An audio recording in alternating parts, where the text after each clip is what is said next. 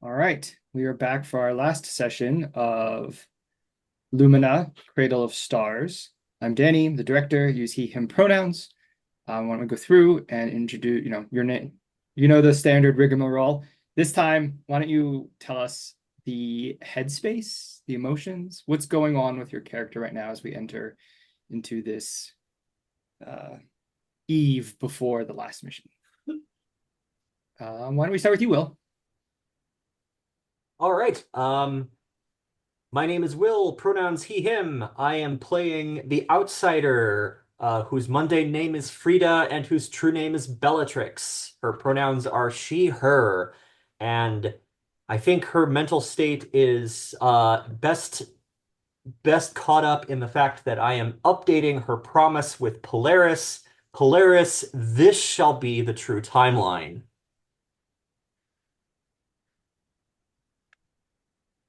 That's really good. David, do you want to go next?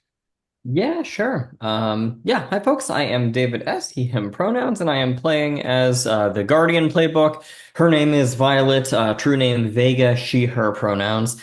Headspace for this one, I think mixed feelings and inner conflict. I think there's fear and jealousy relating to Gabriel and um, uncertainty about what's going to happen with her new role as head of House Hephaestus. There's a lot to unpack there. Please. All right. Clarice, she, her. We'll be playing Sarah Marie, she, her, they, them. Uh, True name Polaris, the unlikely hero, and their headspace is, for the most part, pretty much uh, determined and kind of has the full-on kind of resolve to make things work out this time, TM. And aside from that, just some minor kind of things in the back of their head of various bits of like worries, especially because once again, an unknown future and everything being very much brand new to them at this point. And Fumi. Hi, I am Fumi. I go by any pronouns. I will be playing the Harmony Adele, true name Alhenna, they, them pronouns. Their current headspace, I think, is actually one of realization. It's like epiphanous even, and a sense of conviction at that. Okay. So today we have our mission phase. So we need to figure out which mission we're going on and see exactly what that looks like from the information that the magical girls have uncovered. I do have in my notes that we have an outstanding wish for David so that we can see what happens between Violet and Gabriel. I think first, though, if we're cool with it, I'd like to take us back to the skybox and see what our magical girls discuss and get up to, trying to figure out how they want to tackle the abyss and the harbingers.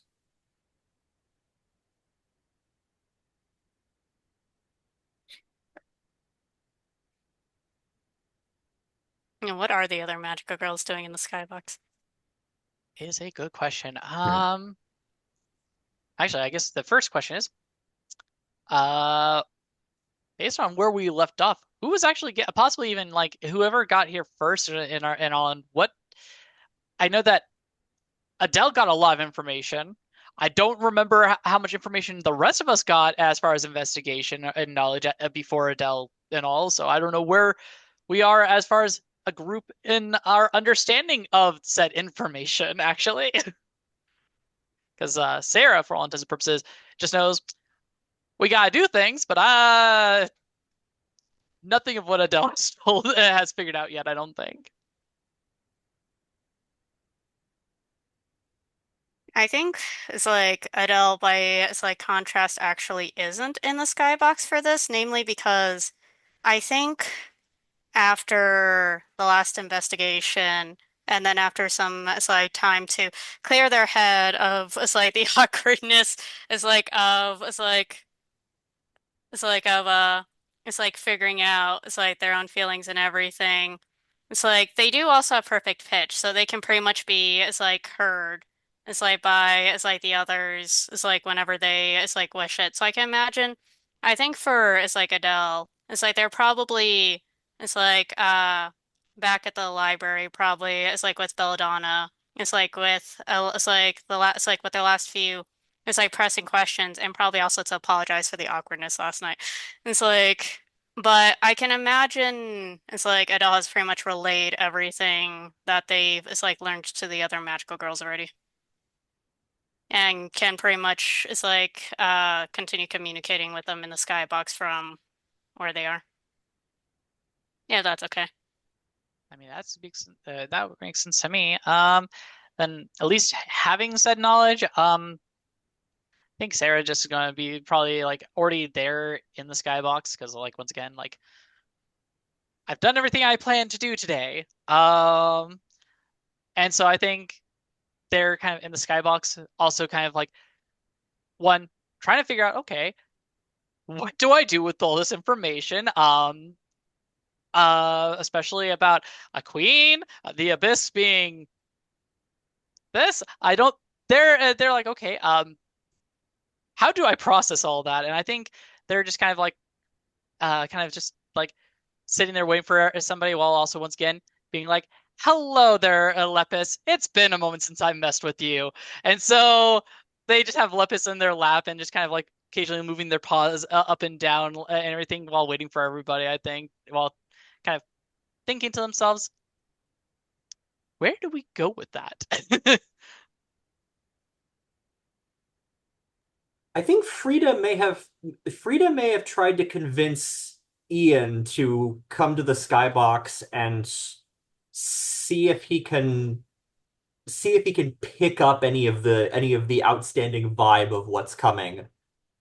Um, so if he's cool with that, then the two of them are probably in the lounge with their heads together, and Frida's trying to relay what Adele had told the group. Actually, if Adele tell Ian the information as well? I can see possibly it's like Ian it's like is probably capable of hearing it's like Adele's it's like voice and everything, especially it's like if he it's like I think it's basically about whether or not they it's like about whether he considers himself as part of the it's like group and everything. So I can imagine it's like depending on like uh it's like depending on it's like naturally the individual's awareness of everything going on, but also like their feelings on it's like with the group on that matter. It's like that Ian it's like probably could have it's like heard and it's like I don't know what Rose's feelings on the matter is because Rose seems a little bit more hastily independent. David, if it or Danny, if it's okay with you, I think Ian might have beaten Frida to the skybox then, Oh yeah, I like that.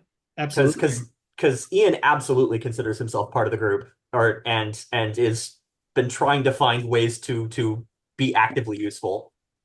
Right. Um,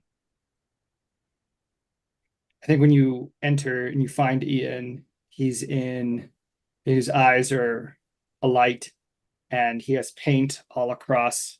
Um, so we established that the ground has some substance to it, even if you can see through it. And he's just painting on the ground, like a massive mural on the ground.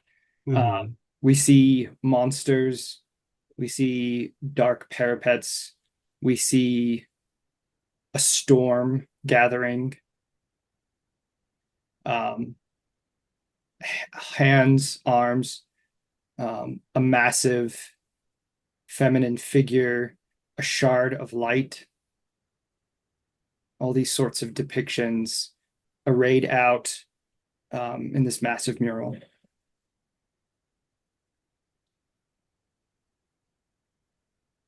And I think Frida is basically walking around the edges of the mural, trying not to muss the paint. And if Ian is at all communicative, um, she's making she's making queries about particular details. to try and get clarification of what he's seeing and what he's feeling. You don't have to watch your step. It's just whatever's coming to me at the moment. If you smear it, you smear it. I don't think that means anything. It's fine. It's just bits and pieces, one after the other. He keeps painting and painting.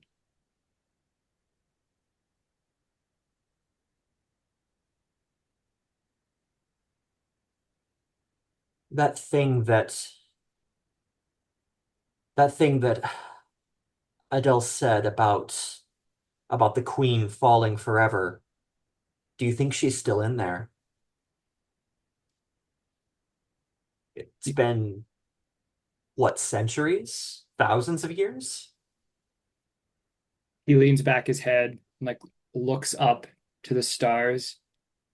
He said, a cage, a crystal cage. I can't see what's in it. I don't know.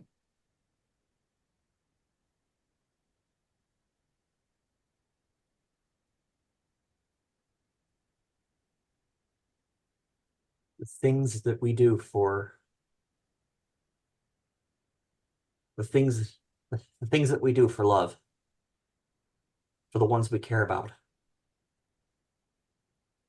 May we be forgiven them. I think he thinks you're talking about Albrecht, and he like looks at you very sadly.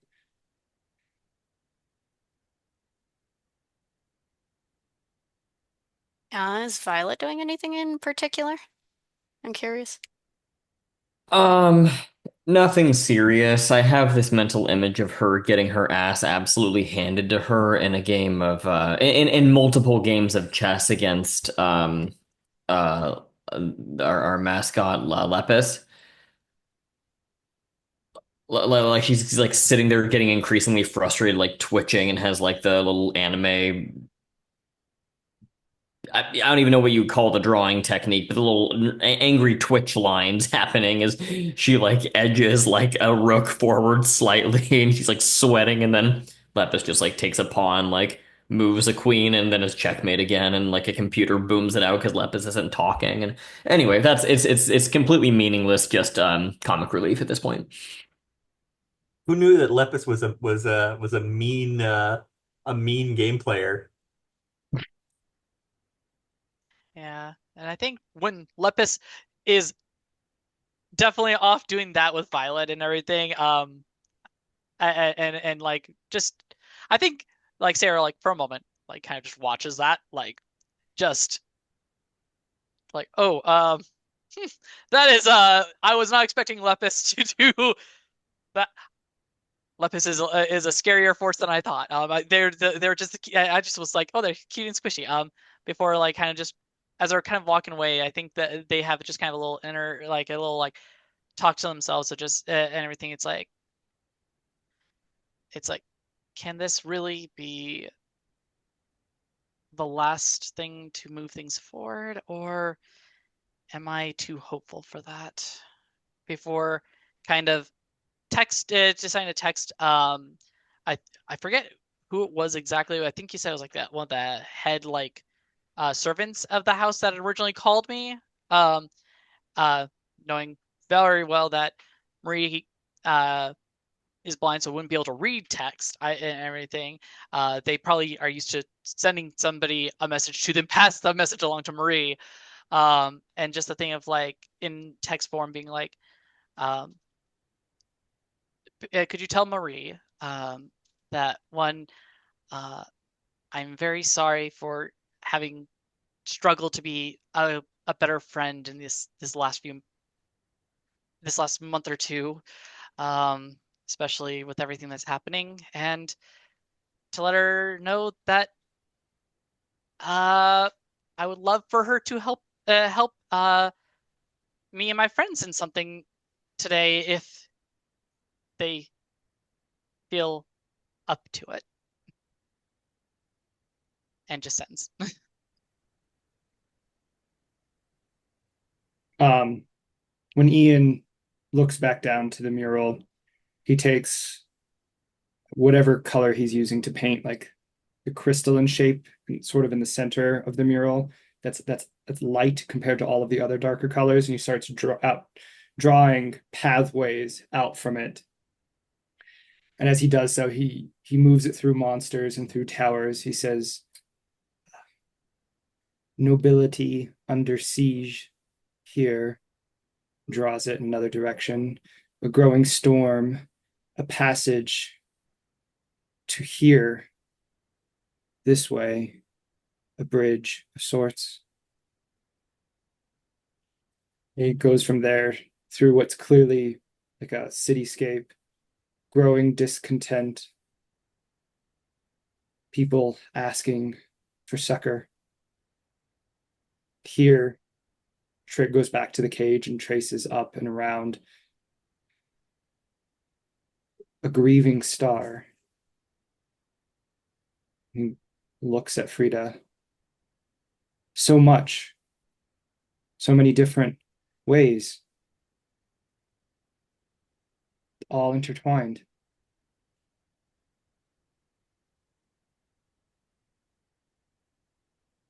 The crystal that I found when we last visited the desert, is that path still open? He stands up and like looks at the painting and moves over to the side, looks around, looks around. Yes, the mirrors, they're buried now, not far under the surface. You could get to them easy enough. They could lead you there.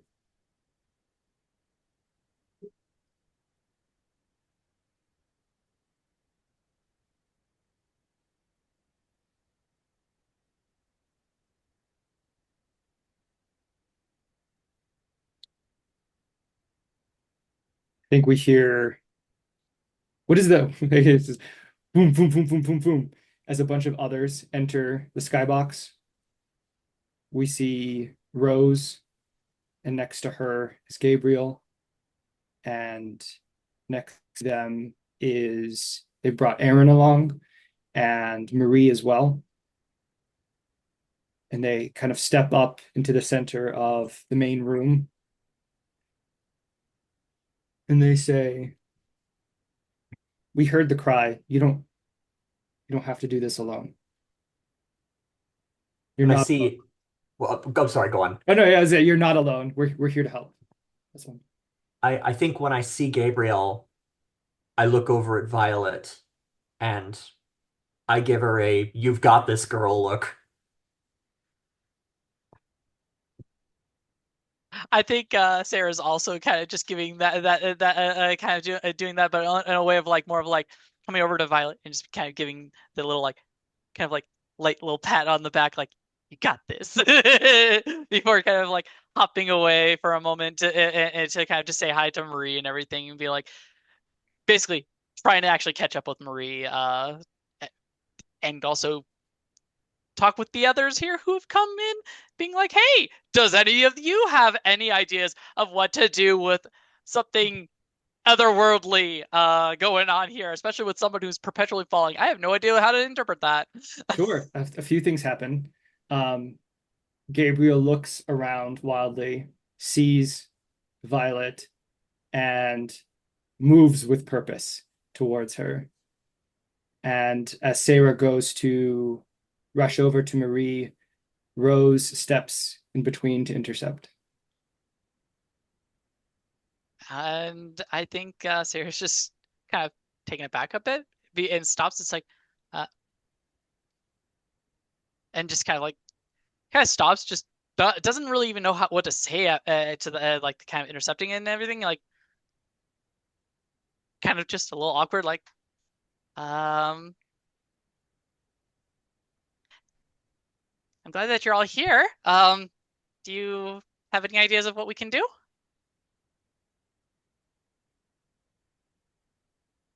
Let's see. So it's like, sorry, go ahead. No, I was just gonna ask, did Gabriel or Rose say what they were doing here? They all heard the call The, Okay, the that's Adele basically bat it. signal. They're Yeah, the all here to bat help. signal. Okay, sure. Basically like, hey, come join the party. Sure. Um, what does Violet do as Gabriel, with purpose, makes his way to her? Um,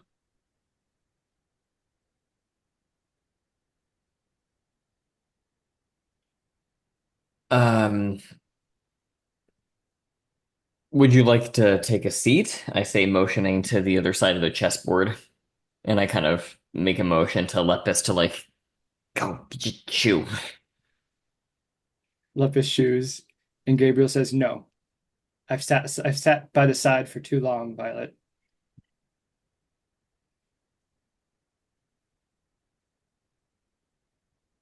What are you trying to say? You don't have to ask for help. I'm here for you. I will always be here for you, Violet."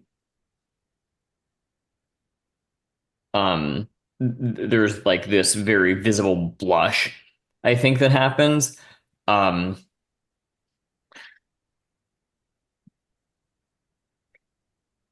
fine, but don't get in the way.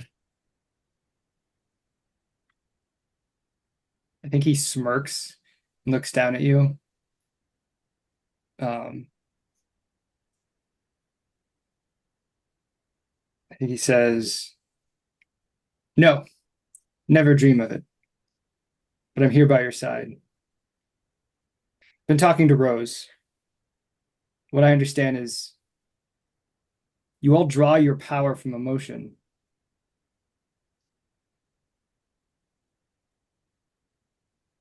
He looks at you questioningly.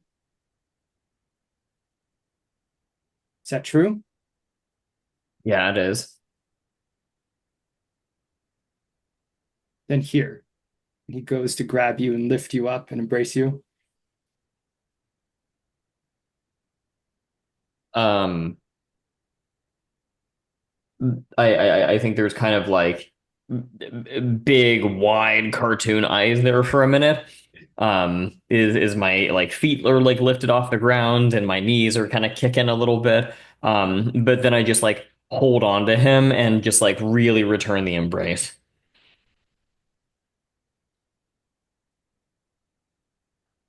He sets you down, says, "All right, we'll all do this. We'll all do this together." And he goes to grab your hand, bring you to the group. I will. I'll go with him. Did Rose see that by chance? Oh, yeah, she's there. She can see it all. Mm, okay. What's my read on Rose standing between Sarah and Marie? Like I Um, think I think that puts my antenna up a little bit. Rose is being protective. Okay. Yeah. And Marie? There's a pause while other stuff, the other stuff plays out, some tension, and Marie sets a hand on Rose's side, the side of her arm, and says, "It's okay." And she looks up. Well, I guess that doesn't really work, does it? I mean, it can. I mean, Yeah, I mean, I guess I it's also don't. magical. Yeah, I mean, she's magical. Who knows? She might have a means of seeing things magically that Sarah's just not aware of yet. Because once again, Sarah's used to non-magical Marie. The Mm-hmm. skybox is also probably providing sensory information. Right. So I think she closes her eyes and she lifts her face up to Sarah. And there's this expression of searching. And she asks Sarah, "Do they know? Have you told them?" Uh, uh, told them of what exactly? I mean, I think I've told them quite a bit. What? What do you mean? You you don't even know What did I not know? that thing, that creature that out there in the web of light. Uh, I don't know what it is. No, I It's you. What? No, that that can't be me. I mean, I'm here. I think. Are you the like? So the thing that's been staring at me is me? I It's guess you, that wouldn't. Sarah. Guess that wouldn't be too weird, I suppose. But oh, well, now everybody's hearing it. And I guess you know more about this than I do. Um, is this what? What about this other me? Are they friendly? I mean, I don't think they are if they were holding you captive. Or I think they were the one holding you captive when we found you. I don't know. Well, that makes things complicated. Are they going, do you think that they're going to intervene on our plans? I don't know. Uh, that explains why you were keeping your distance from me after we saved you. I don't really know what to say on that. I never actually took a good look at whatever the webbing light was. Um, hmm. What do you guys think? And she kind of just gestures to Frida, Violet, and everybody in the room, like she's genuinely now like this was not something. This isn't a revelation she was ready for at the moment. I think Frida has come over to you, Sarah, and is standing nearby. Um, I think she puts a hand on your shoulder and says, well, you've been looping so many times. Could it be that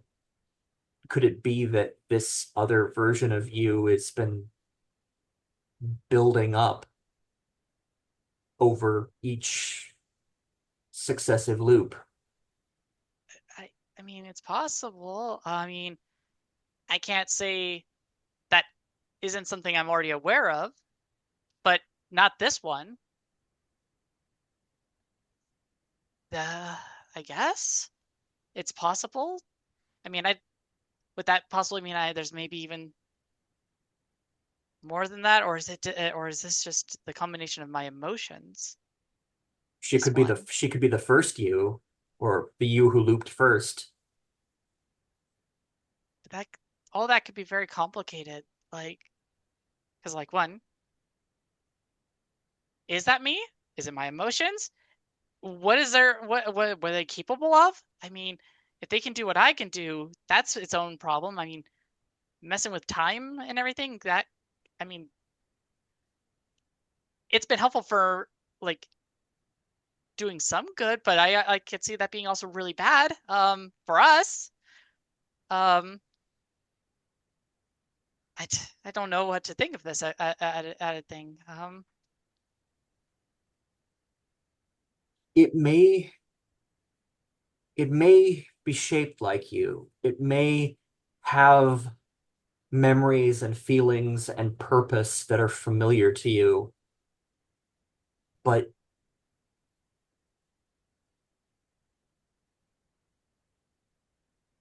I trust you. I trust you who are here now, who are here with us. This thing, if it's an echo or a phantom or a memory,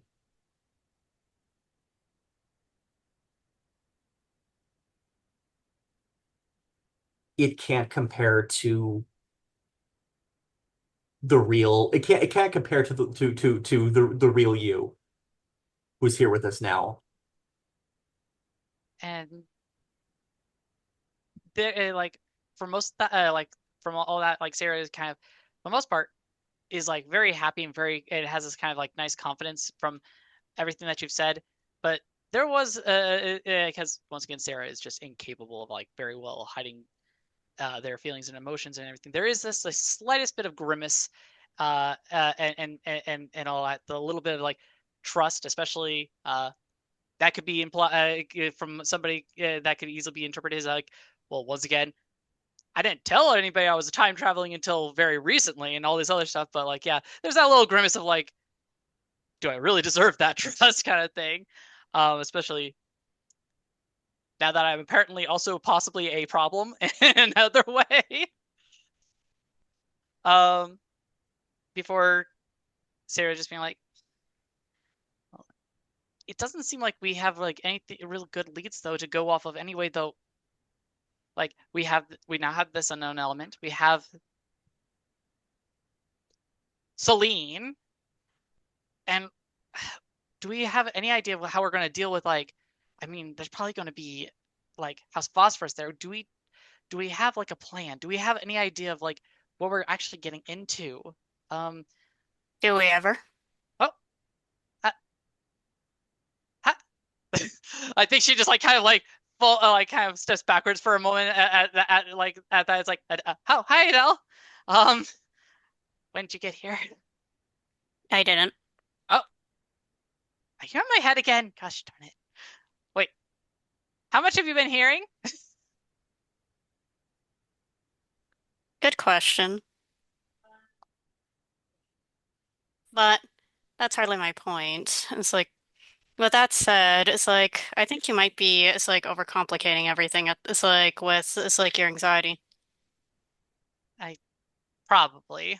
I'm anxious to make sure this all works out this time, and it feels like this is a very very important everything right now. So I guess I'm a bit anxious. I guess you could say.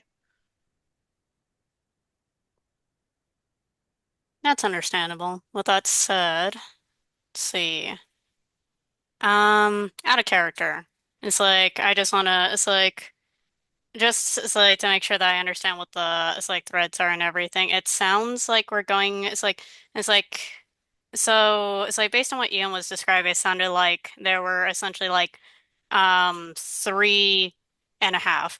It's like different it's like events it's like going on, or it's like are they simply like three it's like facets of the same event between the nobles under siege, the queen, the bridge.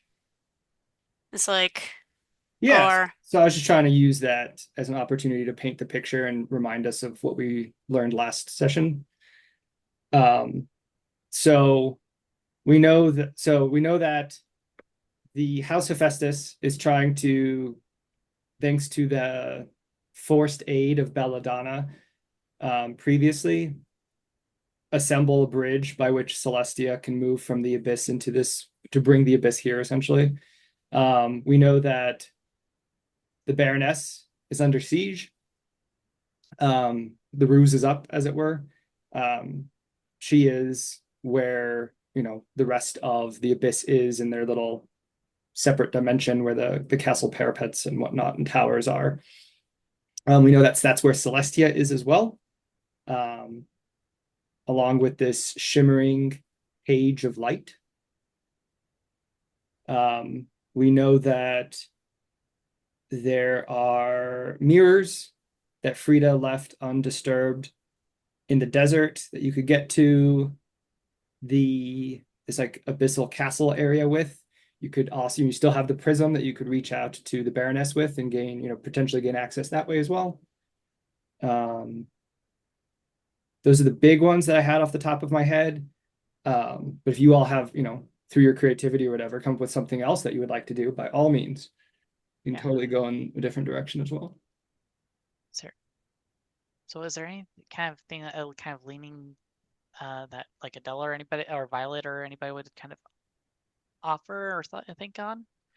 did Belladonna mention where It's like this. It's like where they were building this bridge. Was it Yeah, it was at in the House Foster's or it was sorry? it was in the museum where you had the downtime with them early on in the season. Okay, I did think as much. It's like okay. I think it's like let's see. I think Adele is sort of like staring at it's like at a calamity board. It's like themselves. It's like in front of them. It's like before. It's like mentioned. Just so I'm making sure that I'm clear on this. So essentially, it's like we have the museum, and then we have the abyssal castle through which we can access. It's like to which we can access through the mirrors that Frida had found in the desert. Am I right on that? Yeah, Okay. that sounds accurate to me. Just I following think, threads that we've established before. yeah, I think it's like, let's see. I think Adele, it's like basically, it's like as they sort of observe, it's like a calamity board in front of them and everything.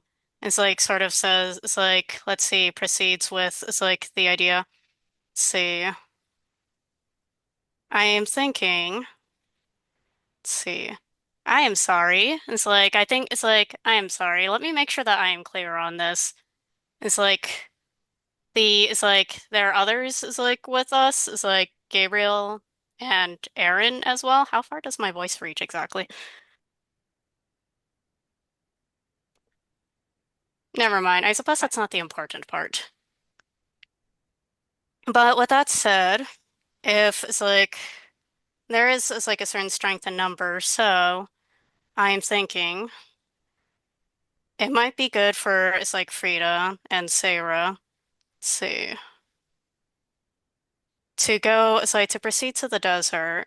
It's like with the mirrors and investigate the abyssal castle where perhaps it's like hopefully it's like you two can it's like where hopefully it's like you two can it's like locate and possibly it's like rescue Celestia. Does that sound it's like good for you two? That sounds like a plan on my side.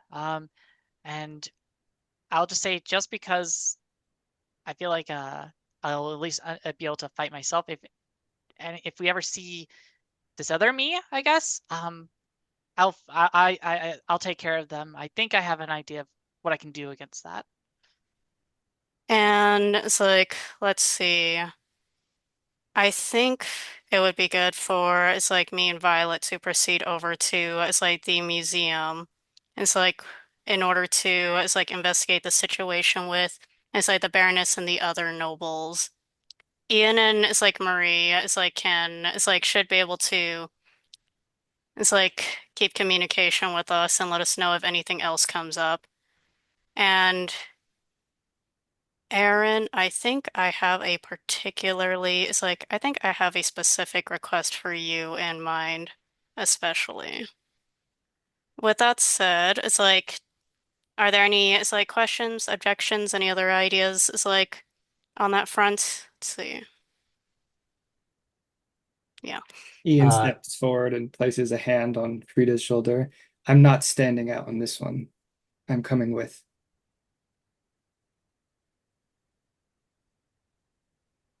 she pauses for a second and then nods and says, I kind of thought you would be say I thought you might say that. This is just keep your head about you. And then David, were you going to say something? I have no objections on my end. I was personally curious where Gabriel fits in this, out of character. That's a good question. It's like, I'm thinking. Although this is more based on it's like Violet's input than anything for it's like Rose. It's like and it's like Gabriel to possibly it's like accompany me and Violet. It's like over to it's like the museum. But it's like that is it's like more on Violet's jurisdiction than mine necessarily. Hmm. I mean, would it be all right then if, well, actually, could we just maybe go along with that and kind of have Gabriel take after take after us? And I'm trying to remember. So you have a plan for Aaron. We have now Rose and Gabriel. I forget. Did you say where Maria's going? I think Adele suggested that Marie was going to stay in the skybox with Ian to provide support, but it sounds like Ian might be coming with Sarah and Frida. So I think Sarah's going to be like, seeing as Marie has already come in contact with the other me, and if they're feeling okay, I think Marie could join our group here and everything. That way, we have 4 people going into different to each of our kind of respective like plans, and ideally that gives us better odds. I think Means- Adele's is like, God. it means we're committing our reinforcements. We're committing our reinforcements up front, but that seems to be the way passions are running today. I think like Adele lifts up a piece on their calamity board, seems to it's like knock over it's like a different piece before it's like they sort of it's like drum their fingertips on the it's like on the it's like table next to the board. Like I'm not opposed to Marie is like joining, but I think we should it's like but I think it would be good possibly to it's like delay it's like her appearance. I'm okay with that. I mean, you're the one kind of coming up with the plan here, and I think Yeah, you're right. Who left me up to this is like charge again? I did. Sarah just kind of raising their hand metaphysically with their voice, like I did. Do we I cut can there and make the engagement roll and yeah. then jump into action? Oh Sure. yeah, let's do it. Okay. Is this Brave the Abyss? The third I tier would mission? assume this is Yeah, I probably. think it's like yeah, I think if we it's like are going for Brave the Abyss since this is the last mission anyway. Okay. When you start a mission, assemble a dice pool and make an engagement roll, then cut to the action. Start with 1 dice for each mission, plus 1 for each of the following. Is the mission particularly heroic or noble? Yes. I would say yeah. Does the mission follow up on your investigation? Yes. Yes. Does the mission determine the fate of a friend? I feel like this determines the fate of a lot of people, so probably. And if something more specific, I mean, I think this does kind of determine the fate of the Baroness, who might be counted as a friend. Oh, fair. Sure. -1 for each of these. Does the mission reflect your worst parts? Oh, I feel like this is our best parts, actually. Are you acting rashly or on little information? Nope, Nope. Are mundane troubles getting in the way? I don't think so. And so we just lose 1 because we're down a tier. So we have 3. Yep. 3's pretty So- good. All right, I'll roll those 3 dice. All I'll right. be the one to make a mistake. And we all clear 1 stress. Yes. Okay, we have 1 die, and there's nothing else. Just making sure we don't have anything else that gives us a die for this engagement roll. Just double checking because I always forget to double check Good this. call. No. I don't think we have anything else. I think. Oh yeah, we do get do the redemption thing. So all protagonists do clear 1 stress. Yeah, I think that's what Will had mentioned. Okay, all right, yeah. Then roll. Ew, okay, well, we're starting risky. It's not the worst, though. Not the worst. Okay. Fitting. All right, so we're starting risky. Are we good for an early 10-minute break here? Sure. Okay. See you We're all. good. Okay. Just for the sake of the recording, it sounded like we switched where each team was going. Okay.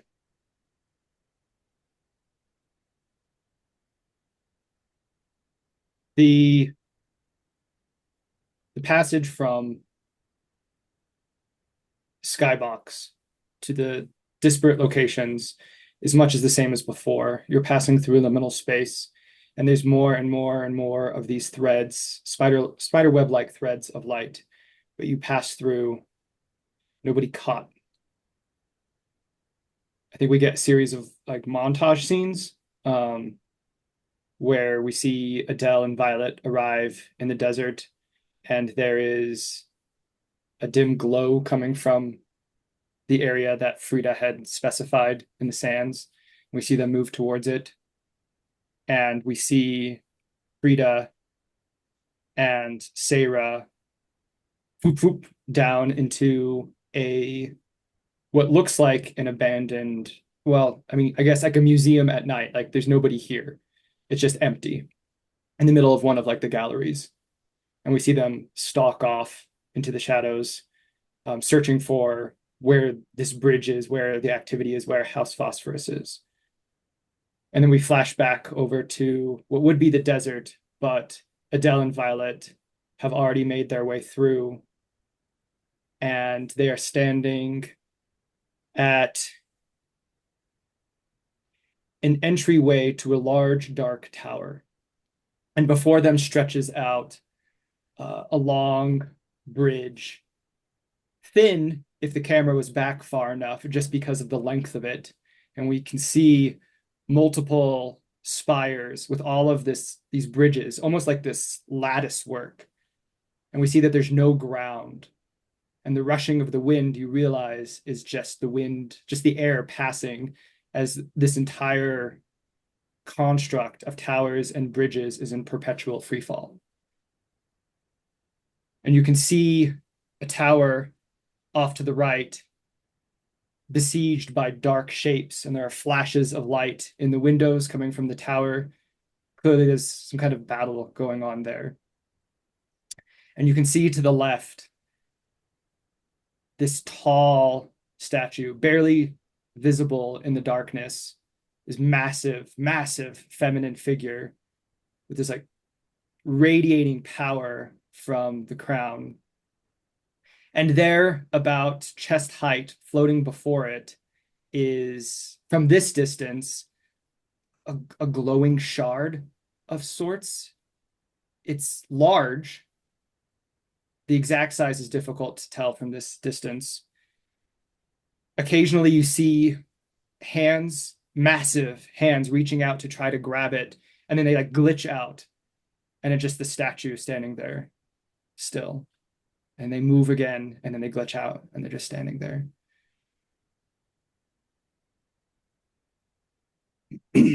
Back at the museum, we see Frida and Sarah. They're at the end of a hallway.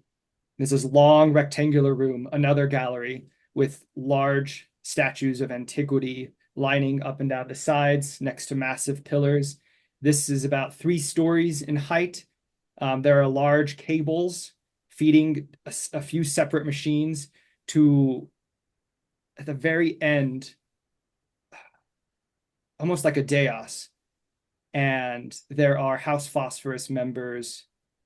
It looks like they are feeding prisms to these separate devices. And you can see pulses of energy moving towards this dais at the end. And there's a flicker, crack of lightning. And then like reality itself warbles and warps. And it's like this growing storm that's building up. There is noise at the end of the hallway. And there's a shout. And we see mirror knights position themselves at the end of the hallway, sandwiching Frida and Sarah between them and the activities going on in the gallery. Why don't we start there? Just to clarify, our mission here is to sabotage this attempt to build a bridge to the abyss Yeah, and because it break seems the like, bridge. yeah, because if the bridge gets finished, it sounds like that will absolutely kind of move things forward for the Abyss to make to get kind of a little boost in whatever plans they're trying to do, because it bridges the gap. And it seems like the two of us we're not very sneaky apparently. So um, I'm curious, Frida, how about you start for our group of like whatever is happening? Because yeah. Did we establish where Ian is? So I was thinking, I did not describe where any of our backup is, our fellow teammates. So thinking an easy mechanic is they are in limbo until you all want to call on them, and then we can use them to shift position or effect almost like a push. Like, Okay. here's where they are, here's what they're doing, here's how I'm going to play them in this moment. Okay. Gosh, I don't know. So I could try and engage the Mirror Knights behind us, but that's kind of not the point of this exercise. Um, Yeah. It almost seems like you and me may want to just rush over and deal with the knights as they're coming chasing after us, like just making this a party? maybe. Maybe? So if I engage the knights, that basically leaves you to handle all the bridge mechanisms and the nobles. Are you okay with that breakdown? Yeah. I mean, Sarah will is ready to work with whatever way Frida like determines. If Frida decides, I'm the distraction of the mirrors, then Sarah's going to distract the mirrors. It's like really kind of up to like I think Sarah's kind of seeing engaging where Frida's aim is on this or thoughts on this, Okay. since we've lost our element of surprise. Okay. I think Frida's goal is to engage the Mirror Knights and try and not defeat the Mirror Knights as a primary goal, but to use the battle with the Mirror Knights to wreck machines. So her ultimate goal is to try and bring the chaos of battle into what the nobles are probably hoping is going to be a relatively orderly procedure and turn it into an absolute shambles. So I guess the first step of that is she grins at you and says, "Make it count. I believe in the you that's before me right now." And then she reaches out her arms and the some of the pieces of antiquity, um the armor and the figurines that are hooked up to the machines start sparking, and energy starts, like pieces of metal start pulling in from the various statues and equipment to surround Frida, until she's encased in armor from antiquity that is sort of crackling with the energy of the prisms and the bridge. Does that make sense with what you've described, Danny? Yeah, absolutely. That sounds great. Okay. So she's gonna transcend, and she's going to, I think,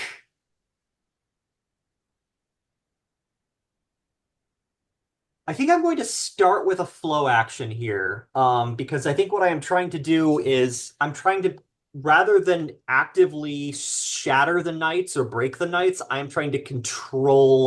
the I'm trying to control the corralling effect that they have. I'm not they're trying to push us into danger. I am trying to drag them into chaos. Nice. I like it.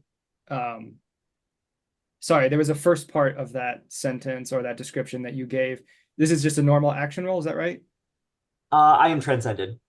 Oh, yeah, well, yeah, yeah, sorry. I meant like for a second I thought I heard you say this is setup, but I don't think that's right.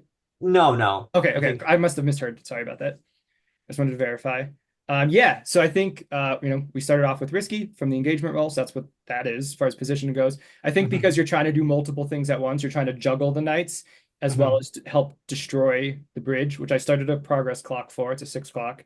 mhm. I think it's limited effect to Okay. start. Um, okay. So I think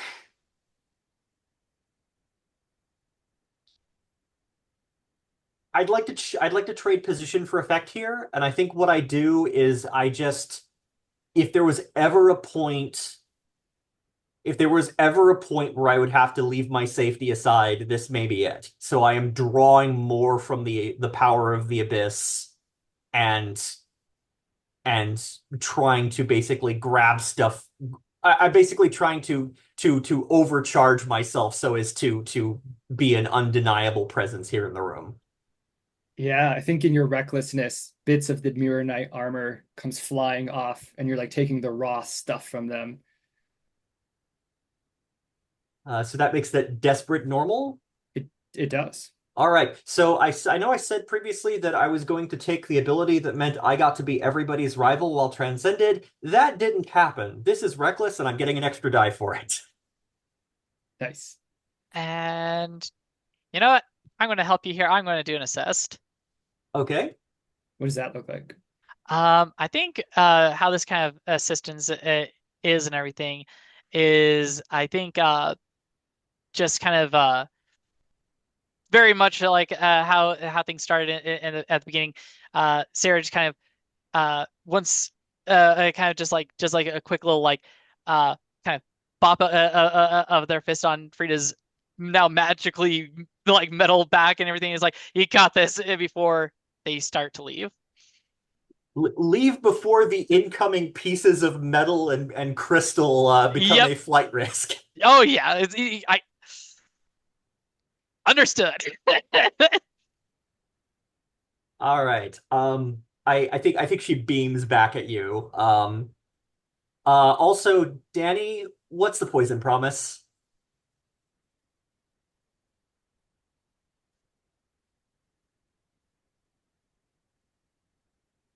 I've got two off the top of my head. If anybody else has any ideas, feel free to jump in. One is that the Mirror Knights show up and they've already captured Ian. Oof. And the other is that the more and more you draw from the abyssal energy, the more and more you risk that breaking through to your connection with via your connection with Albrecht to him. Oh, interesting. Um, I think that last one could be pretty poignant.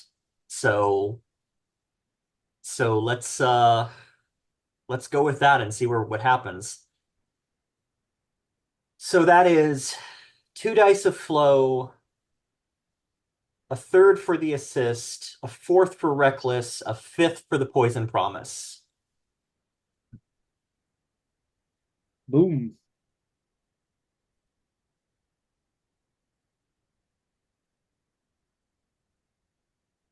Crit. Nice. Woo! Nice. We were so we go to great. So we have 3 there. Nice. What does this look like?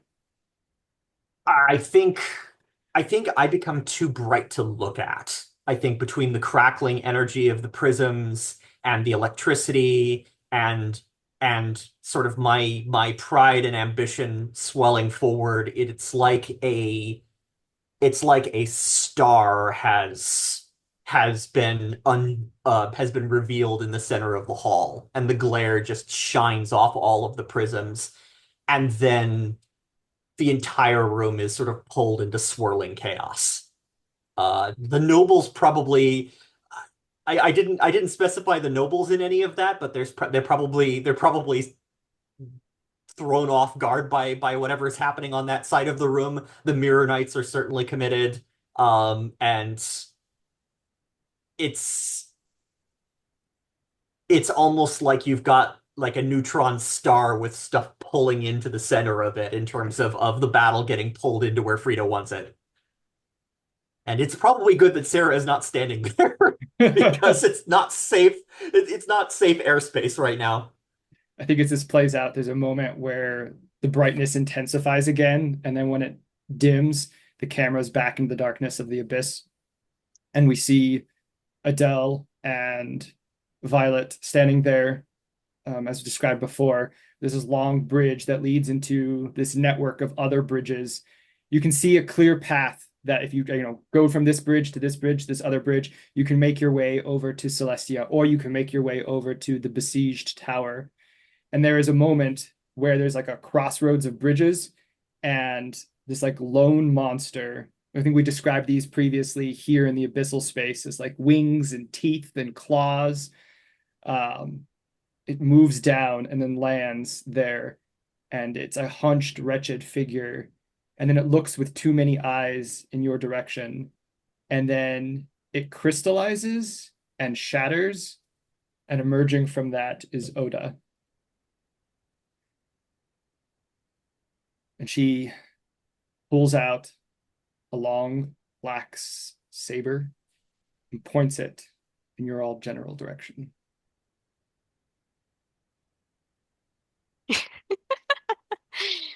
I think sorry about it's it's like think it's like Adele sort of it's like let's see. I think Adele is like suggests to you it's like Violet. It's like it's like do you think I can it's like leave it's like freeing it's like Celestia to it's like you and Rose and probably Gabriel. It's like I think he was like I think it might be good for it's like him to support you both in that.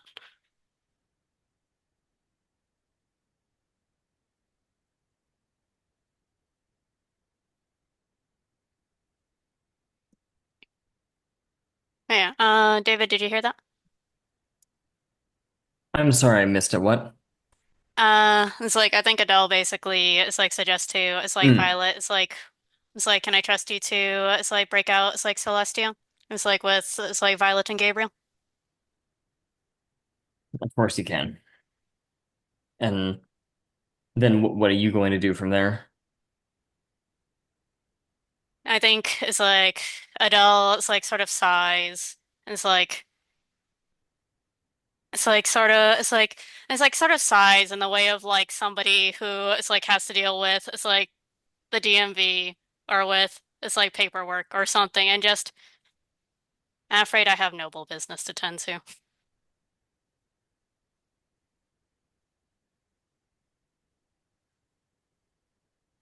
So it sounds like we see Violet plus Entourage run in one direction and Adele go to face Oda in the other. Yeah. Okay. Why don't we see what happens with Oda and Adele, and then we'll kind of just start jumping back and forth between the two locations. Yeah. All right. So let's see. There is it's like the bridge to the bridge to the bridge Mm-hmm. towards the besieged tower, but then there's a separate direction where Oda is. Yeah. I think, because Noda's at the network, like a joining of multiple bridges. I think Oda's in the center. Can we see you start to face off against Oda while Violet and the others kind of pass along the outside edge and then go head down in a different bridge away from the besieged tower? Does that make sense? I think it's like Adele sort of it's like I think it's like Adele it's like simply it's like draws it's like their sword. It's like out. It's like in turn. It's like and just it's like well, it's like this wasn't exactly quite the stadium I was expecting, but it will have to do. And let's see. I think essentially it's like, and then I think it's like slowly approaches, it's like Oda, it's like before, it's like breaks, it's like four, it's like, Adele to essentially is like, I guess essentially like Clash Blades with, it's like Oda, but it's like, and then we can cut over to, it's like, see what Violet is like, is up to. Sure. Yeah. Um, I think we see clashing behind you, Violet, as you and the others race towards this massive statue that is Celestia. Mm-hmm. Um, the closer you get, there is a column of light that comes down from this, what looks like a large, how do I describe this? There is a large prism that's floating before Celestia, the statue, right? I described it as like about her heart height, about where her chest is. But Celestia is this massive statue. So the closer you get to realize that it's like this prism that is ornately carved, like it's a crystal that's carved, that is in the shape of the music box that we see in the introduction for each episode. Mm. And it is floating there about chest height.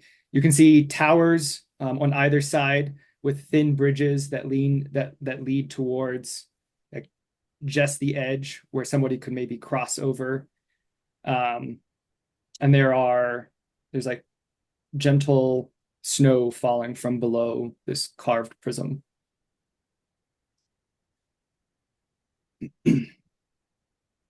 What is it? Yeah, Violet does. Is there any sense as to, because we're trying to free her, right? Yeah, I think the feeling you get is that the queen that's perpetually in free fall, that Celestia is trying to keep in free fall, is probably in this prism carved cage. Mm, okay. So it stands to reason that accessing the cage would be step one, I think. Okay. Maybe I should be rolling to kind of ask these questions, but what's the most efficient and effective route to get there? I think we just see a series, like a quick montage of Violet and group climbing these towers. I think there's a few monsters that go to intercede you. What does it look like as you cut them down? Mm-hmm. What is Yeah. Sorry, what was that? Well, the question was, what does that look like as you just cut What them does it look like as we cut them down? down? I mean, I think this is where we all turn into like sort of like gloves off, showing off, looking as cool as we possibly can, right? So I imagine uh, I haven't transcended yet, but it's still probably a lot of just really cool martial artistry, hand to hand kind of stuff, Yeah. as we're just kind of like punching our way through them, And I think if that works. Yeah, go yeah, ahead. yeah, absolutely. And then we see these shots, and then you're there standing on a very thin, narrow strip of walkway, with the massive structure of Celestia to one side, and this prismatic cage, this structure floating before you. It's all shielded off. You can't see in it. It looks like maybe they're here at the edge of this walkway is this doorway or a door, but there's no clear means of entrance. Mhm. And I think Gabriel says, "What do we do now?" And we come back, or do you want to? No, go ahead. We'll cut there. Yeah, yeah. Back at the museum, uh, Frida's a storm. What do we see Sarah do?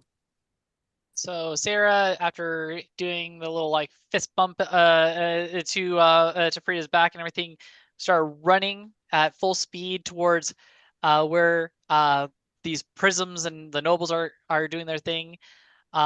Before kind of like once getting enough speed and getting close enough and everything to this. Oh, what is this kind of thing called that they're working on? It's like a portalish thingy. Uh, I think as they get close, they're going to start doing kind of just it kind of doing some kind of kind of cheerleader kind of cartwheels and jumps to get enough height to then to kind of eventually land themselves onto a part of the structure before kind of turning about face to all the of House Phosphorus and just calling out with like holding their hand out at them and everything and kind of pretty much calling out to them and everything. It's like whatever the abyss has promised you, whatever you think of a future that you will have with them, it is all just lampshaded. It's just all shade and just well, no, it's all just smoke and mirrors, and will absolutely not only doom you to having a failed house, but you're by not embracing the current and people that are here in the now that are actually of this community, you're dooming yourselves not only if the to whatever the abyss wants, but if the abyss fails, you'll also be abandoned by the people. Stop what you do now here, and you will still have a future. And I'm doing an empathize with the intent of call out. What's call out? Call out when you when you confront somebody with their bad behavior, roll 1 additional die. If they are unrepentant, mark EXP. Oh yeah. Okay, this is interesting. Okay. So you did your cartwheels and you landed up by where the portal is being formed, right? This weird warbling, reality bending energy. Mm-hmm. Okay. Um, are you transcended? Oh no, I can't transcend yet. No one's taking any consequences. Gotcha. Okay. Uh, However, you have fantastic lighting from the supernova on the other side of the Oh room. yes, So if anything, you're helping my very ominous message. yeah, so take 2 dice. I'll take 2 stress. You can take 2 dice. Standing where you are, you can feel the pool of the forming portal behind you, the bridge. So your position is desperate. And as you speak aloud and cry out this defiance, this challenge to the gathered members of House Phosphorus with their steel gray masks, their emotionless, featureless steel gray masks, something feels like it's not connecting, so it's limited effect. Fair enough. And I have currently 5 dice there because I'm trying to empathize with them. Um, That is a lot of points in empathize. oh yeah, and I'm not transcended. If I was transcended, I would have 7 die right now. I do Well, not. you do have 7 die because I gave you 2. Well, no, I am not transcended, unfortunately. Otherwise, I would have those extra transcendent dots. Oh, I see Ah, what you mean. yeah. Right. Unfortunately, I am not there yet. I It's gotcha. so let's see here. Um, so I have 5 dice, limited effect. Let's see here. Is there anything else I can do? There's nothing I can do to improve my thing because unfortunately those masks are an issue. Yeah, no, I think that'll work. We'll just go with 5. 5 desperate roll. Sure. Let's do this. What's the worst that could happen? You said that out Woo, loud. 6. You're just baiting fate there. Oh, I am. Um, okay. Uh, you feel the pool of the portal as described.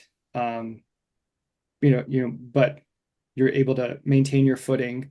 And as your words echo out from you, this first row of the members of House Phosphorus that are before you, their clothes begin to lose their shape and they begin to limp to the side and then to the other side and they crumple and the mask falls to the side and there's just a wisp of smoke that comes up where they are. And this happens for like I said, the 5 or so that are there that were approaching you as they are brought back to nothing but smoke and mirrors. All right, cutting back to the abyss.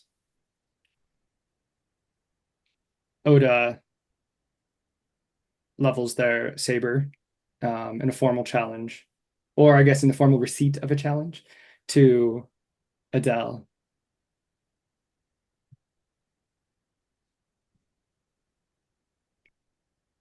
You would challenge me, child. Is this the last test of my pupil?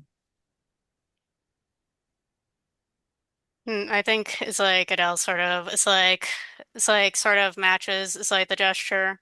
It's like with it's like their own blade.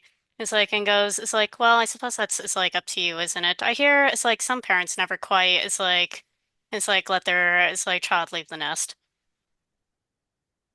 It's like but it's like that aside, it's like I think it's like the terms of this is like match are clear. It's like if it's like if you win, it's like I do it's like I do exactly. It's like I proceed. It's like exactly how you it's like raised me. It's like I'll be it's like the perfect noble. It's like no questions asked. It's like no questions asked. It's like no unpermitted expressions, etc., etc., etc. And if you win? It's like I think it's like there it's like let's see. I think Adele is like actually sort of like is like lifts her it's like chin and it's like in a it's like different sort of it's like confidence that it's like they it's like don't typically it's like show. It's like before it's like the proceed. Well, that's just what we'll have to find out. It's like, isn't it? I think Oda says, I sense a calm in you, Adele, a very cold calm. Have you come to an agreement, an internal agreement with your conflict?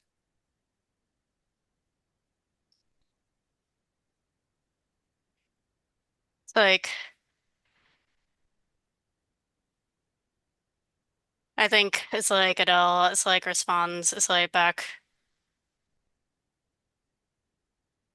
I think it's like the truth behind that it's like should be it's like evident with it's like what follows it's like hereafter. And I think essentially it's like and I think this comes to a point where it's like Adele is like starts it's like the match. I think it's like this is essentially in a way it's like express is like because of that conversation. Sure. Let's see. And then I'll go ahead and push myself for an extra die. Are you So let's see. transcended? No, actually, I think it's like Adele it's like start this off untranscended first. What does it look like as you begin to move in for the first bout? I think it's like it's like see, I think it starts off it's like sort of it's like slowly in a sense. It looks more like it's like essentially is like how it's like I think it basically looks as how it's like most fencing duels go essentially where it's like where Adele sort of approaches but it's like not hastily and everything. It's like sword raised and like they're both sort of it's like watching each other for it's like and it's like eyeing each other for it's like missteps and opportunities and everything. It's like there's like a few it's like and then there's like a few like sort of it's like cautious it's like it's like a few cautious it's like jabs it's like and thrusts and everything as it's like Adele seems to it's like sort of assess it's like for it's like any openings it's like and everything it's like before it's like until it's like they it's like suddenly ask it's like have you it's like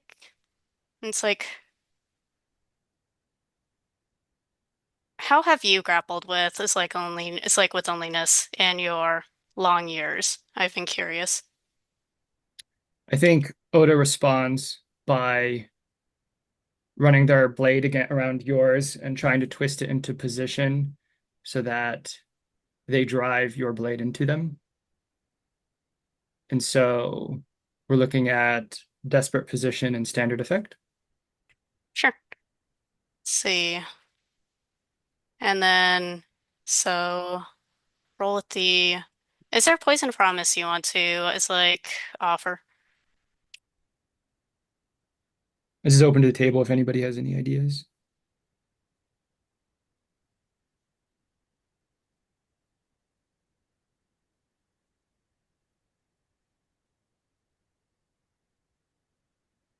If not, I can just run with 3 dice.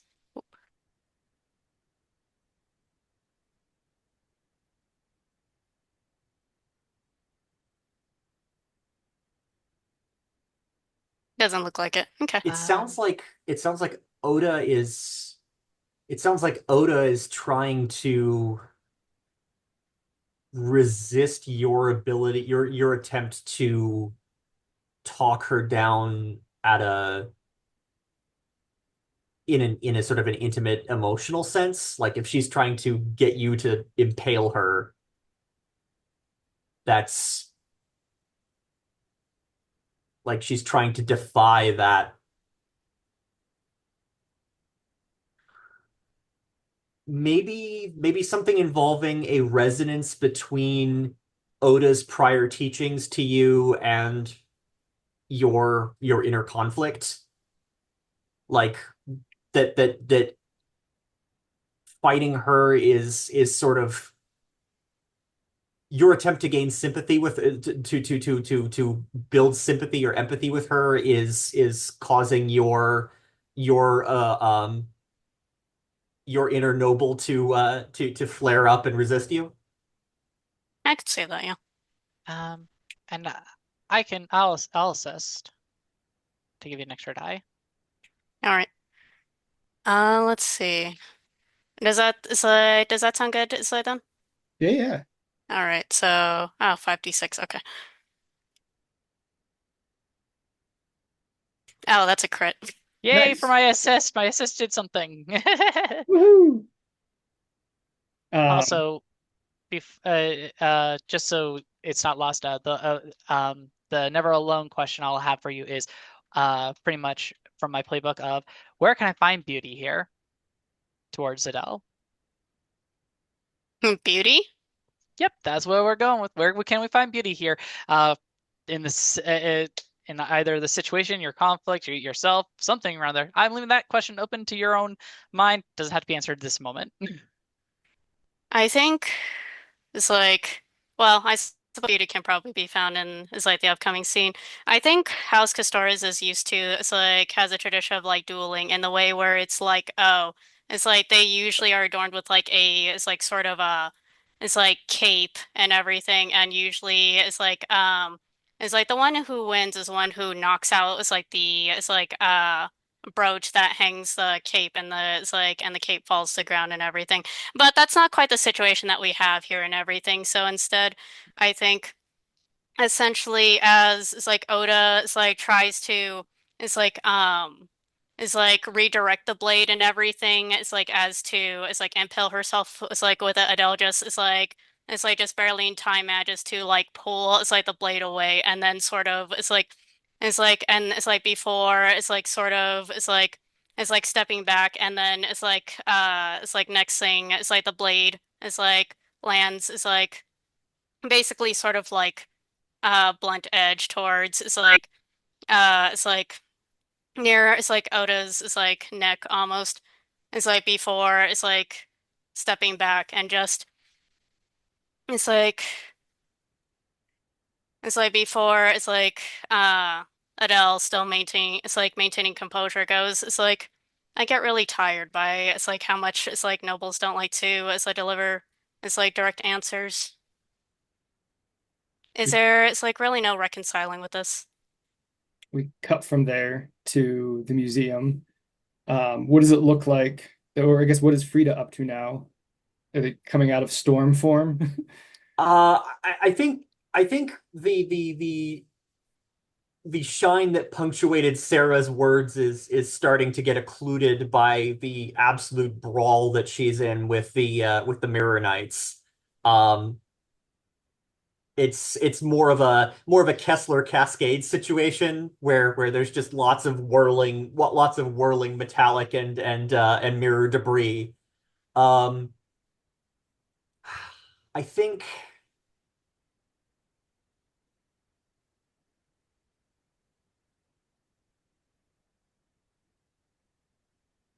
what's I've pulled the attention of the Mirror Knights, and I'm stuck in conflict with them. It sounds like the nobles of House Hephaestus have been, or the servants of the servants of House Phosphorus. I keep doing that. The servants of House Phosphorus have been removed from the playing field. What other threats are there? So, because it was limited effect, only a few of them have been removed. So there's still quite a few here that are still trying to, well, they were trying to feed the prisms in. So a few of them are certain, or not a few of them, quite a few of them are, trapped in this whirlwind, along with the Mirror Knights and you, this engagement. The others look to be moving in towards Sarah, and the rest are scrambling to advance the portal in a desperate gambit to break it open, the bridge. I think this battle needs to come say hi to them. Mm-hmm. So as hesitant as I am to just keep beating on the flow stick, I think I want to move the conflict to exactly where House Phosphorus doesn't want me to be. And just cause chaos right where they want to be getting the bridge working. Yeah. I think as you move in, this abyssal energy that you've gathered crackles out from you and connects with the cables, and we see this surge of energy. And so that looks like a desperate position. I think a standard effect. Okay. Uh, yeah. All right. Desperate Standard. This is a 2 die flow action, a third die for Reckless. Um, I will push myself for an extra die. So that is 4 dice. No one else wants to. I want to give somebody else an opportunity, but I'll offer an assist if no one else wants to offer it. I think technically you're the only person who can assist me. Oh, right! Rival situation. I keep forgetting. Never mind. I guess that's not open to the table. Yeah, then I guess I will assist you. I didn't even think about that. That is the ability that keeps on giving is the wrong word.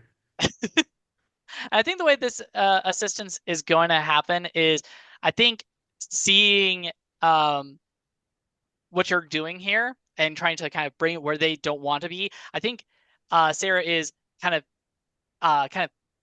rushing through these House Phosphorus people and kind of knocking them closer to your whirlwind and everything, in a sense. Basically, hey, yank, like yank, go over there, go towards the Nova. All right. So I think that is a 5 die desperate flow.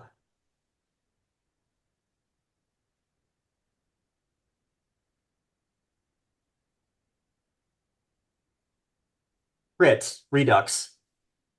Nice. Thank you for that last die, Sarah. The last die 6 right now. I'm going great with my assist right now.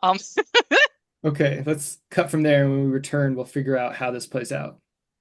So back at the abyss, there is this glowing carved prism mini palace. Gabriel reaches out and presses a hand against what should be a doorway, a door. And there's faint music coming from somewhere within. Then he turns to you, Violet.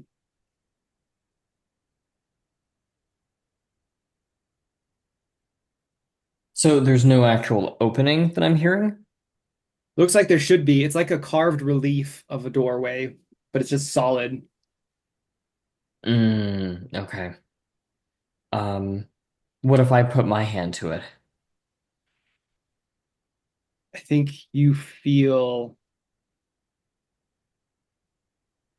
a sense of familiarity, a strong tingle, a presence of like, lasting energy of starlight. Hmm.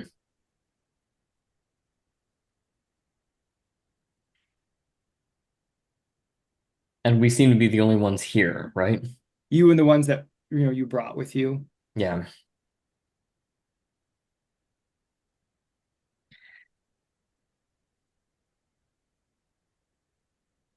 Well, I'm just trying to figure out where to go from here. I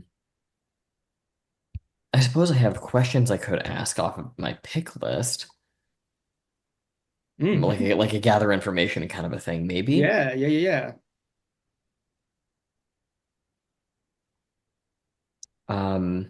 Okay. So, Yeah, I like that idea. so I guess I can try to analyze here. Um, it's just like to discern a gap in your foe's defenses. I mean, I'm looking for basically a way to access the interior of this prison. So I think what this looks like is there, like we described, there's a strong resonance as you reach out and touch this thing. And so I think we Right. get great effect. But when you do, there is like this chime and this like brief wave of light that spreads outward, and then all of a sudden it feels this like oppressive weight, this pressure, as Celestia's presence is like here, and you can feel like the void that is Celestia, like reaching in, trying to draw out and pull away from you, emotion, like happiness, hope, sadness, just drain you and those with you of everything that you are. So that's Hmm. we're looking at great and desperate. Okay. Can I push myself on an analyze roll? Oh yeah, absolutely. So we'll take 2 stress, and that gets me to 2 dice, I think, right? Mm-hmm. Um, are you And the trans? fact that yeah, sorry, go ahead. I was gonna ask if you were transcended. I don't think so. Not until there's maybe a more aggressive threat. Sure, sure, sure. So we'll roll 2 dice and see how it goes. Okay. Okay. 4. Okay. So with a 4, you have a question and a follow-up. Uh, Okay. as as while you're thinking about your question, the void begins to do exactly as described, begins to pull out emotions, happiness, hope.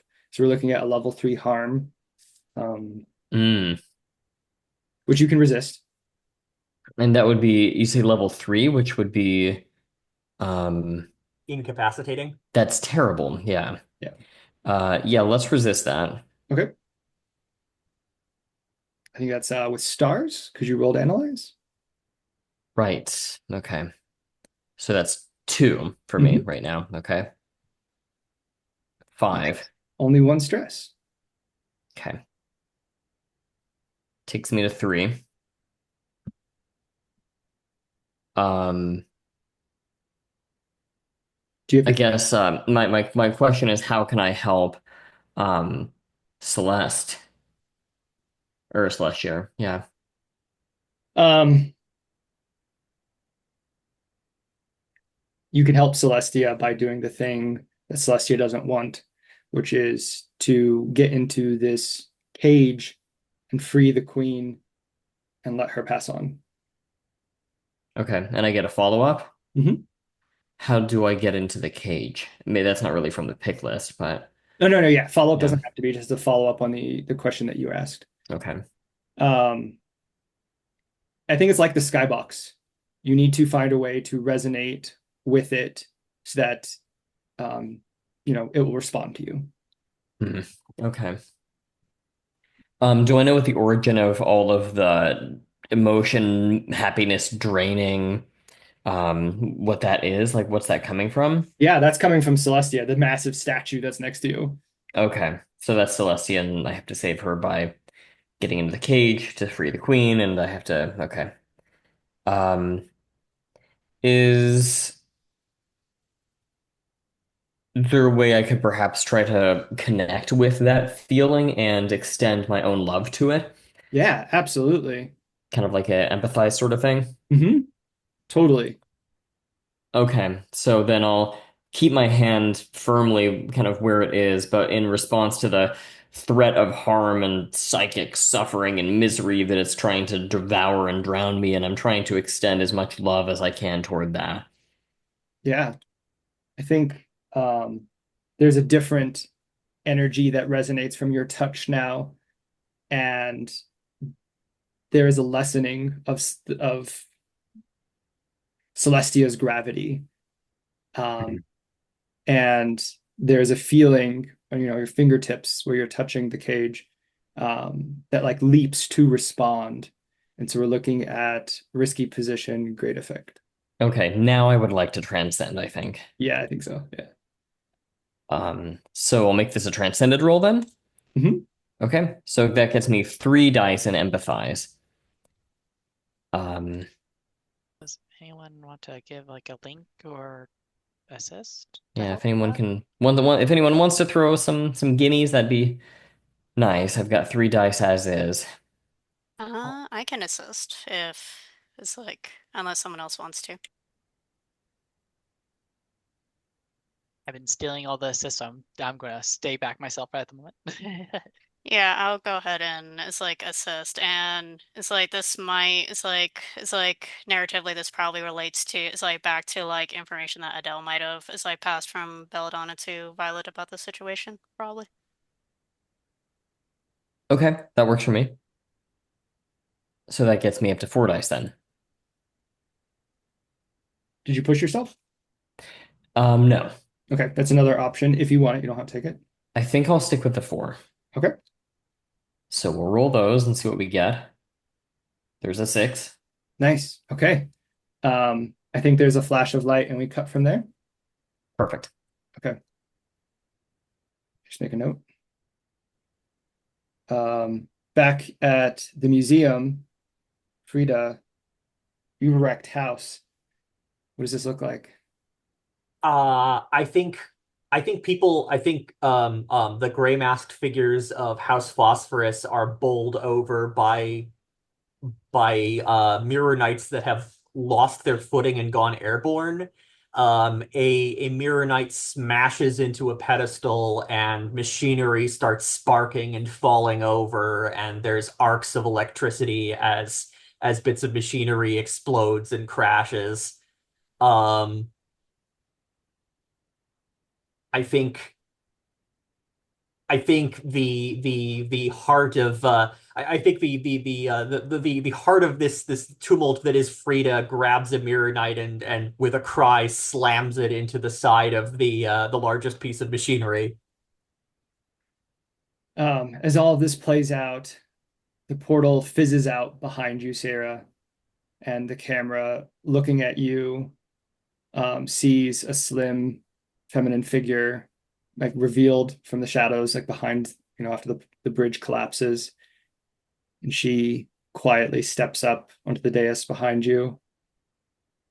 And she says, "You chose the house over me."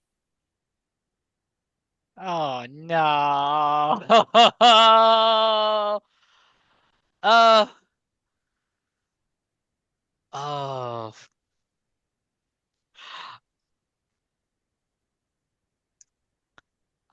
Oh. Do you need a minute? You want to cut? Oh. Oh. I that is a You know what? Let's go to Adele for a moment. Yeah. We cut back to the abyss. Um,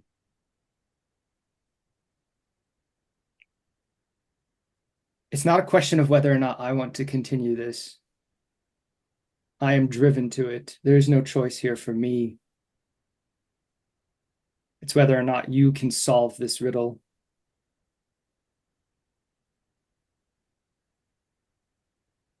See. Um, I think at that, it's like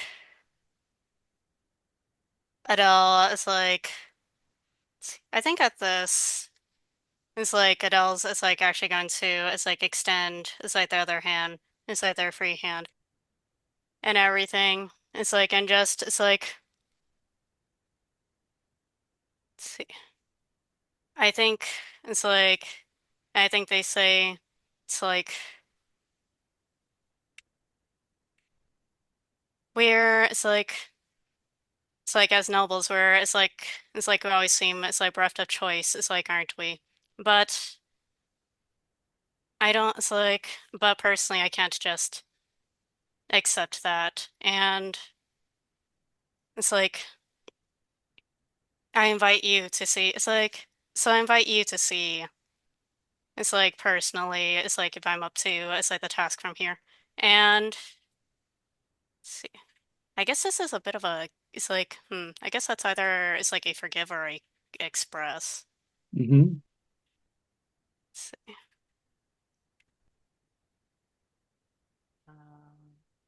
And I'll assist if no one else does. Sure. Let's see. And I think the way this kind of assistance is, I was thinking like, is there something about in this moment that Sarah is from Sarah's kind of interactions this season that help with that, I guess, because that was my thought is like of how this assist maybe happens. What was that? Like, is there something from any of our kind of like conversations or character interactions this season that may like that you can think of that would apply in this moment to help Adele in the situation with like Sarah's assist? That was my first thought for it. Oh, I think I can harken back to when it's like Sarah made that. It's like a public declaration, and then it's like chopped her hair. It's like back to short and everything as inspiring. It's like and sort of it's like reminding it's like them of it's like having people at their side. I'm also gonna push myself for this. Did you decide on the action? Sorry. Uh, I guess it's like this is basically express. Okay. Um, I think this is risky great. Okay. Let's see.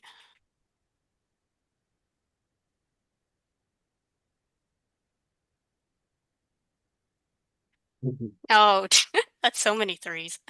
I should have established what the consequences were. Oh, it's even better. It's a mystery of what's about to happen to poor Adele. Yeah. Okay, here we go. Sorry, I took all the sixes. No, Google, I didn't talk to you. I'm No, gonna I keep increase. forgetting about perfect pitch. Would that have affected the thing? Yeah, it would have given me another die. Oh, sure, roll it. Okay. Let's see.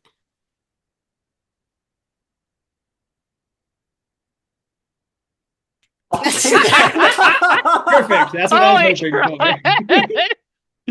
Because it's like I think it's like I don't know, I think this kind of constitutes soothing the troubled heart of a foe. It does. All right. So we're gonna cut from there. We make a note. Um, The swerve. and we see a flash of light that like almost like a supernova, just boom over top all of the dark towers, and the camera like whoop, and then immediately up there, and the prism shatters into a bunch of glass. Um, what do you do, Violet? So the prism just shattered. What is there anything kind of like within it or anything that emerges or Yeah, once the light begins to dim, there is just um like a perfectly flat circular platform here in front of you, and in the center is a woman, and she has clearly very antiquated clothing on and a thin circlet, which is long curling hair that reaches down to the ground. And what I need help on this one. What kind of instrument was it that she was playing? oh, do I get to like t say what instrument she was doing? Yeah. Ooh, hmm. It's got to be something kind of like with like a mournful, For sorrowful kind of sure. quality to it. So, Yeah. Can always default to like the classic violin. could do a violin. Yeah. Um, yeah, let's do that because I feel like a keyboard instrument is way too big Mhm. for where we are. So, let's do a violin. You can see too as she turns and like she begins to lower the instrument and she looks up at you.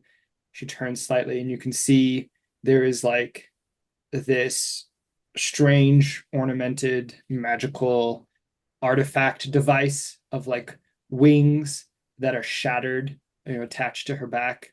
Um, Clearly something that was at one point in time powered by starlight and emotion, but has been broken for such a long time. And the fragments like are still in the air behind her and move with her as if they should Hmm. still be in the position of wings, but it's no longer a solid piece. They're all like fragmented, but still floating in roughly the Yeah, shape. yeah, yeah, yeah. That's pretty cool. Okay. And she turns to you and just looks. Um, I think she looks with happiness, Hmm. like a sense of relief sort of washes out from her. You're safe now, I tell her.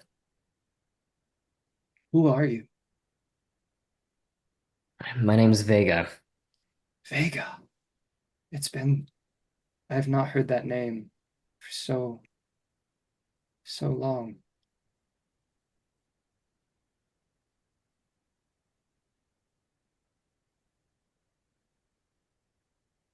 How long have you been here?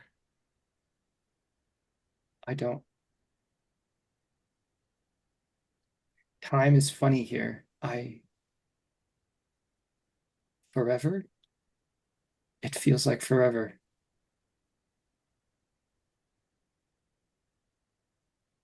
I, it's been so long since I've felt the energy radiating from me. I'm not what I once was. I'm weak. She looks up at Celestia. She like goes to like holds up a hand like and then like she wanted to reach for her, but she couldn't. She says, I'm gonna need your help. I'll extend my hand to her. She takes it.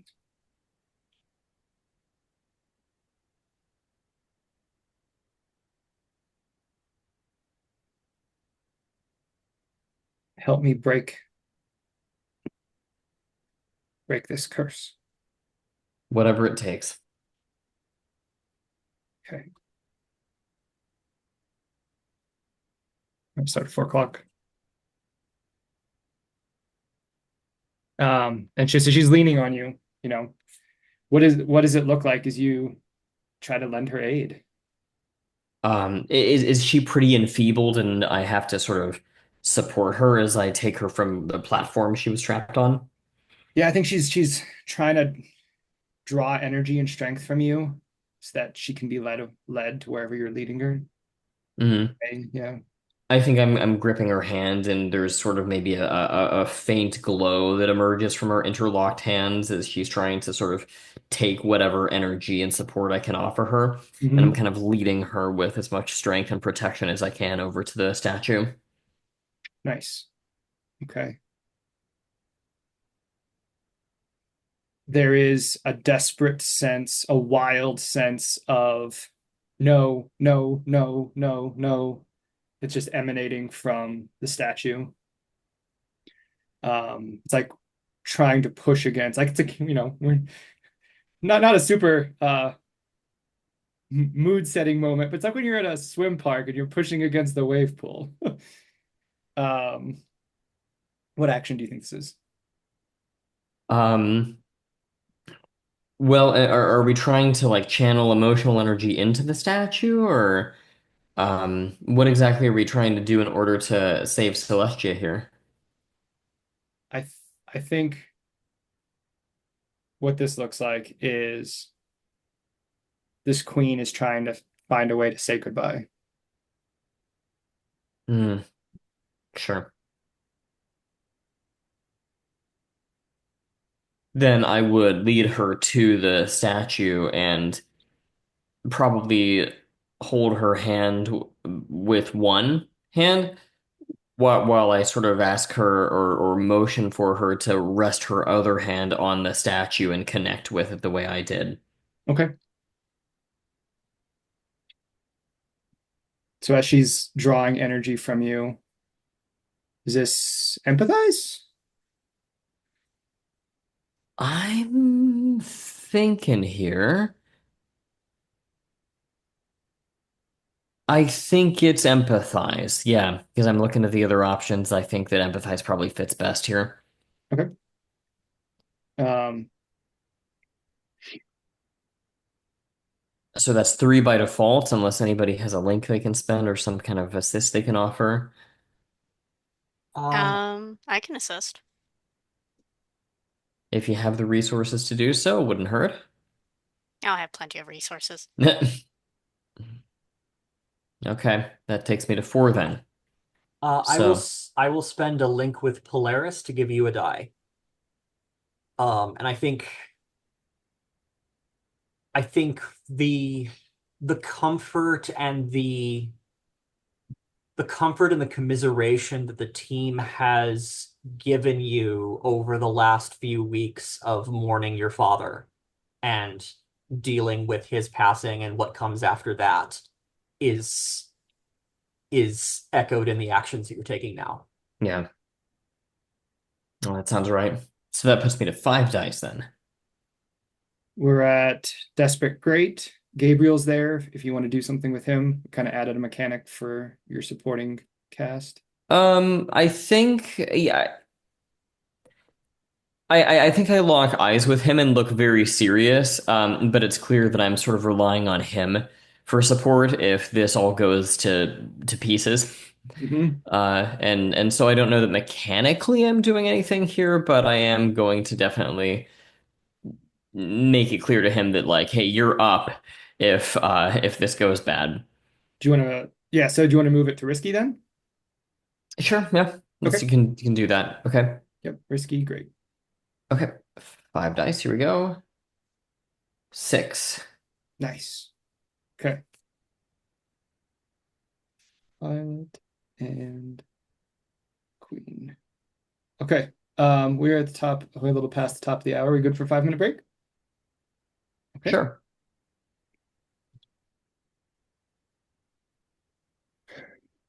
So clearly it's Regalia standing there, worse for the wear. She looks wonderful, beautiful. Regalia always looks beautiful. But as we saw before, her eyes are a little sunken. It looks like she's been crying, but ringed around the iris is this vibrant, angry purple. And I think one thing and all is having it as kind of uh, before just a little bit uh, beforehand, like there's a feeling of the reverberation of that kind of emotional thing happening off in the distance that with like the consequence that was happening to over where Violet was, which ultimately kind of has Sarah kind of heart skip kind of like stop it in panic at that feeling, and then also seeing Regalia before they transcend here. Um, and their transcends here goes a lot different than prior at first, where as they as they transcend and the mirror uh, kind of glows instead of has this kind of purple kind of emanation kind of that usually has as they take their little baton and grab it. It first kind of makes once again the Polaris little wand with the Polaris star at the end kind of then at first once again shatter, but then all of a sudden all of it kind of reforms into a completed Polaris star. Uh, and the only other and instead of wearing these kind of more timely priestess like robes, they are wearing yet again uh, this kind of more kind of like kind of more noble, uh, very much inspired by once again Adele's kind of magical girl outfit. Because unfortunately, Adele knows fashion. So it has also this kind of cape, this kind of regal cape and everything. And the only other thing aside from the outfit change too, is that one eye is purple and the other is her the teal the bluish eye well bluish teal eye that we saw in season 2 before uh taking on this mirror, and kind of like standing there kind of before regalia, they kind of pretty much painfully kind of hold kind of grasp at their chest and everything, and they say, uh, I cannot off and it's like I cannot offer any explanation other than what I did. I did for the sake of a future where you and my friends and everybody would ultimately come out for the better. Could I have possibly done things where I could have minimized the hurt? I I don't know, but every time I saw you and every moment I couldn't do anything for you hurt me so very badly. And all I can really say is I wish for you to forgive me and all of this the way I forgave you a year ago, and to help me just kind of make move things in the direction where hopefully you, me, and Mary and everybody in our house can finally just be ourselves and just be done with all this finally. And I'm kind of, I guess, putting this in a, I feel like this is either an empathize or a confess, depending on how you want to view it there. And along with all this, is I want to kind of point out that also with the like two eyes thing, there is you can hear kind of Sarah's voice mixed in with some other kind of voice kind of emanating outward from kind of the mirror itself. What is this other voice? This other voice kind of is just a very solemn kind of voice that but has a much more tired uh kind of Sarah sounding voice, but very much a very you can tell almost a very it has a very different quality and tone than uh normal Sarah. Um, I think as you're clearly welled up with all of these very um, powerful emotions, that's what we're kind of looking at as far as position of potential consequences go, is the ramifications of those. So we're looking at desperate, position, and great effect. Okay. And is the grid effect taking into account Hero's Destiny at all? Just out of curiosity. And I don't even know if Regalia counts as my most powerful foe, considering everything at this point, but I figured I'd double check that anyway. Oh, yeah, let me see. Whoa, what move is this? Here's, Hero's Destiny. oh, you know what? Regalia isn't, but you are.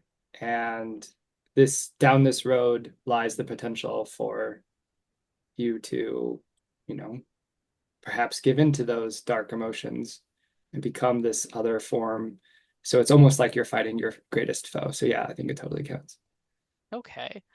Um, yeah, no, let's see here. And Sarah's also going to hope this works out because they need to they need to be ready to deal with themselves. They still haven't met their other self yet. Let's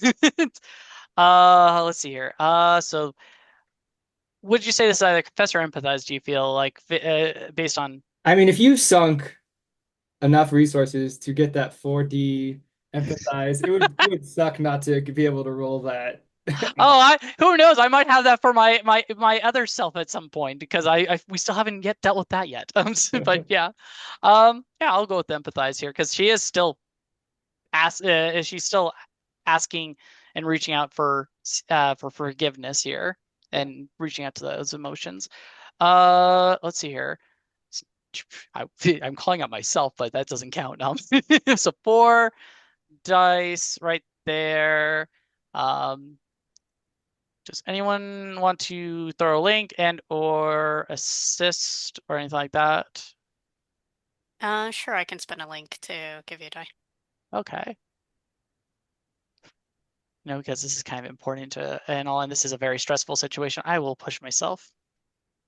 So that's 6 dice. Please be nice to me, 6 dice, not 6 threes. Okay. Oh my God, that 6 dice was definitely important. Woo! Only 3 threes. Oh my God. Had I not pushed myself, that would not have worked out. Okay, so we'll cut from there. The camera pans away to Frida. Have you fallen out of your storm form? Are you more magical girl normal now or no? I think I am more magical girl normal. I mean, I don't have any targets for the storm. The storm accomplished its purpose, so I'm just basically trying to pull in shards of Mirror Knight to myself and be a little bit more, a little bit the bring the tempo, bring the chaos down a few touches. Oh, sure, sure. I think we're kind of in the last legs of all of this playing out. I'd love to see some kind of scene, if you'd love to describe it, of like you and Ian kicking ass together. Okay. I think who what does the opposition look like right now? I Uh, mean, there's Sarah and Regalia. There's the bridge has been splattered. mhm. What's left of House Phosphorus and the Mirror Knights? I think most of the Mirror Knights have been shattered. There's like 1 or 2 left. There's a few members of the normal rank of House Phosphorus that are unstable. So they're still like almost puppet-like now, less structured, less human-like underneath their clothes and their robes and their masks. Okay. I think there is I think there is a moment where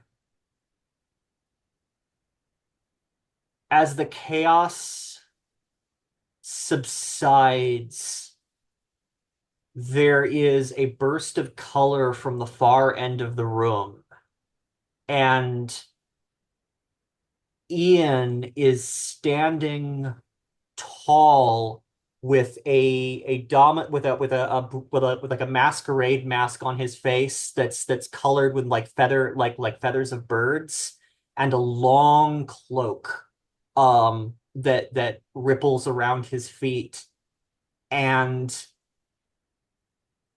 the cloak is the inky black of starlight, but also shifts through colors like violet or dusk or twilight. It's almost iridescent in the way that it sort of shifts between blacks and blues and purples. And with his symbol of office is a paintbrush, and he flicks the brush out, and some of the damage that Frida has done to the museum rights itself, and there is sort of a wash of sunlight and support and peace that washes over the remaining combatants. He is trying to show a better path forward for the for those who are there, to give the remaining members of House Phosphorus a chance to let go, to relax, to step away from their obligations and abandon the abyss.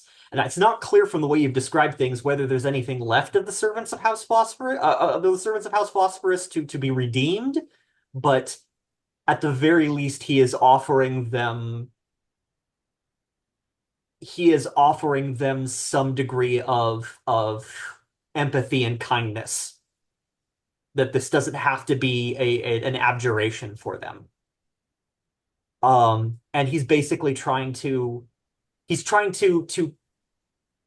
paint into this space a hope for what comes next, which I think would be an empathize, and I have no idea how many dice he rolls for that. So, I would roll 2 empathize dice if I were transcended. I'm willing to roll that for him. Yeah, we'll give him one more. Okay. All right. So that it sounds like 3 dice of empathize. Um, I'm going to assist him with the die by just backing out. I don't know if I can assist myself. That's kind of weird, but I'm going to say just narratively Mhm. that Frida's picking up Bellatrix is picking up on the vibe and is just sort of pulling back and watching. Like half of her eyes are looking at what Ian is doing, and half of what she's doing is watching Sarah and Regalia to make sure that nothing terrible happens with Sarah with Polaris or Polaris's dark half or what have you. But she's watching Ian basically take the baton, and she's letting herself relax into the moment. Um,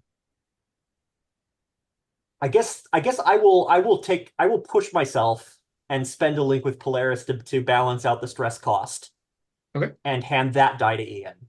So sure. that's 4 dice of empathize. Given your impressions of Ian, Danny, is there anything that you want to contribute to that picture? Oh, I think it's great. I love it. Okay. Yeah.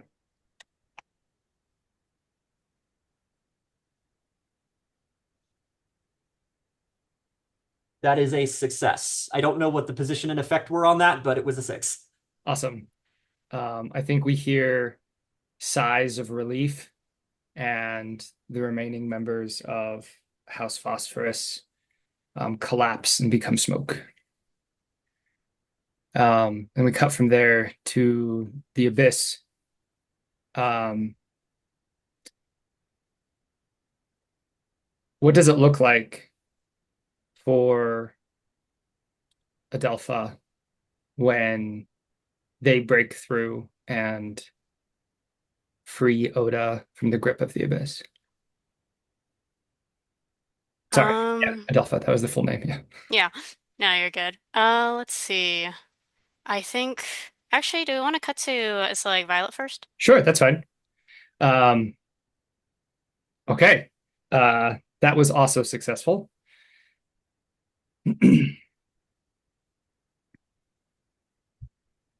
With a 6, I believe, right? Yeah. Okay, cool. Do you want to describe what this looks like? Um, well, I guess I'm just trying to figure out is Celestia like trapped within the statue or Okay, yeah, sure. I'll break it down. Celestia is a star, perhaps the first star, and she took this form when she became the Abyss. So she is the statue okay. in some weird metaphysical way. And so Okay. the queen is trying to say goodbye and pass on. Oh, okay. Okay. And it's the queen that's passing on. Yeah. So that way Hmm. Celestia can have the opportunity to say goodbye and no longer be the Abyss. Hmm. So, the way I picture it then, I think the queen has rested her hand on the statue, and it's this big, giant statue, right? It's not this kind of like life-size thing. It's very big. And I think that there's again sort of this almost flame that begins to alight at the point of contact between her hand and the statue. There's this orange blue sparking that kind of begins to come off of the point of contact, and there's this r- very kind of bittersweet expression that crosses the queen's face, and you can see tears beginning to um, kind of fall down her cheek a bit. Um, and at the end of this, does Celestia remain the statue, Danny, or or is that kind of up to our interpretation? Yeah, however you'd like to spin that. I think she's just no longer the Abyss is the important part. That's the key thing. Okay. Um,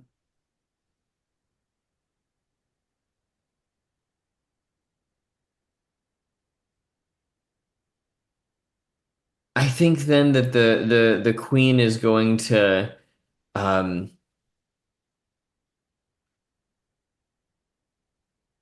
almost sort of fade away, not really dissolve or transform or change form at all, but actually just begin to kind of fade out of sight. Um, and as that happens, I think the statue also begins to sort of quiver and blink in and out of sight and fade, and it sort of begins to glitch a little bit. Um, uh, but right at the moment that the queen disappears, then too does the statue finally blink away, forever leaving maybe just like a little marble-sized orb that glows like a star in its place. Now, whether that is literally Celestia or whether that is simply something left behind, maybe we don't know. But they are both, for our purposes, gone. Yeah, I like that. Um, Picking up after that description, the darkness itself begins to crack, and as it does so, it suddenly becomes reflective. Like this has just been inside some kind of you've been encapsulated in some kind of weird, massive mirror dome. It breaks and shatters, and pieces begin to fall apart. Towers begin to crumble, and I think we see, Gabriel rush over to you, and then all of a sudden the floor gives out, and the two of you are in free fall. Um, and then we cut back over to Adele and Oda. So I think things are crumbling around you. Let's see. I think are the it's like this is such a funny thing to ask after everything that's just happened. What are the uh harbingers? It's like are they still clashing and everything in the midst of all this or Yeah, looking off to the side, the monsters are shattering, you know, breaking apart, becoming ash, and dissipating. The tower that was being fought and sieged begins to crumble apart as well. I think as like the top part of the tower, like half of it breaks to the side, and you see at the top, even from this distance, you figure it's the Baroness in her mirror armor and a couple of her closest soldiers fighting off the remaining monsters. And then all of a sudden they lose their footing and then they fall as well. Um, and the bit and the I think there's like a mirror that's like floating around, and the Baroness goes and falls into it and out of sight. flashy? Um, I think let's see. So basically it's like me, Oda, it's like Violet, Rose, and it's like Gabrielle essentially like in this crumbling space as it starts falling apart and all. Um, so Violet and Gabriel are kind of free floating or free falling, and so they kind of fall past where all of the towers are, out of sight. And Rose and whoever else was sent here are somewhere unspecified, to whatever the two of you choose. I think, let's see. So I think what this is like looks like essentially is it's like uh it's like Adele takes it's like Oda's hand and then I think essentially it's like what it looks like is it's like I think essentially Adele kind of it's like or yeah Adele kind of takes a page from it's like Bellatrix's it's like book and everything and sort of like essentially starts it's like trying to absorb it's like the abyss it's like off of it's like Oda and subsume it into it's like themselves and everything. And I think when it does, it kind of looks like how it does when it's like they eclipsed, where it's like suddenly they sort of like ignite into it's like a similar it's like appearance to it's like one of the it's like two it's like the Baroness and the other it's like harbingers it's like and everything. And I think it's like essentially what I'm going to do is probably is like similar to what they did. It's like at the end of the first mission where it's like I think essentially I want to try to is like reach out and it's like link to is like everybody here and see if we it's like and see if I can bring us over to is like where it's like Sarah and it's like or Polaris and Bellatrix are. It's like, does that sound all right? Yeah, I mean, to me. Cool. Okay. And I think essentially it's like, yeah, I guess it's like Adele actually is like go ahead and it's like transcend for this since they kind of have to for this to happen. I think this is basically, I guess this is kind of a flow action given the situation. Oh, sure. Yeah, yeah. And then let's see. I think it's like, and essentially that is a transcendence essentially too. It's like subsume the, it's like abyss from, it's like Oda and sort of just, it's like ignites into, it's like a harbinger, it's like appearance and everything. And it's like, let's see, I'll spend a link with myself. It's like to clear some stress and then it's like proceed to push myself. Well, let's see. So let's see. But two die from flow, one from pushing myself. Desperate Great. Yeah. Let's see. Yeah, I guess I'll just roll with the it's like three dice unless anybody wants to assist. I'll assist. All right. Okay, so four. Take a link from I'm going to spend another one of my links with Polaris to give you a die. Okay. Let's see. All right, We're, so I guess our it's just persons our souls are calling as a beacon, etc. Yeah, yeah, yeah.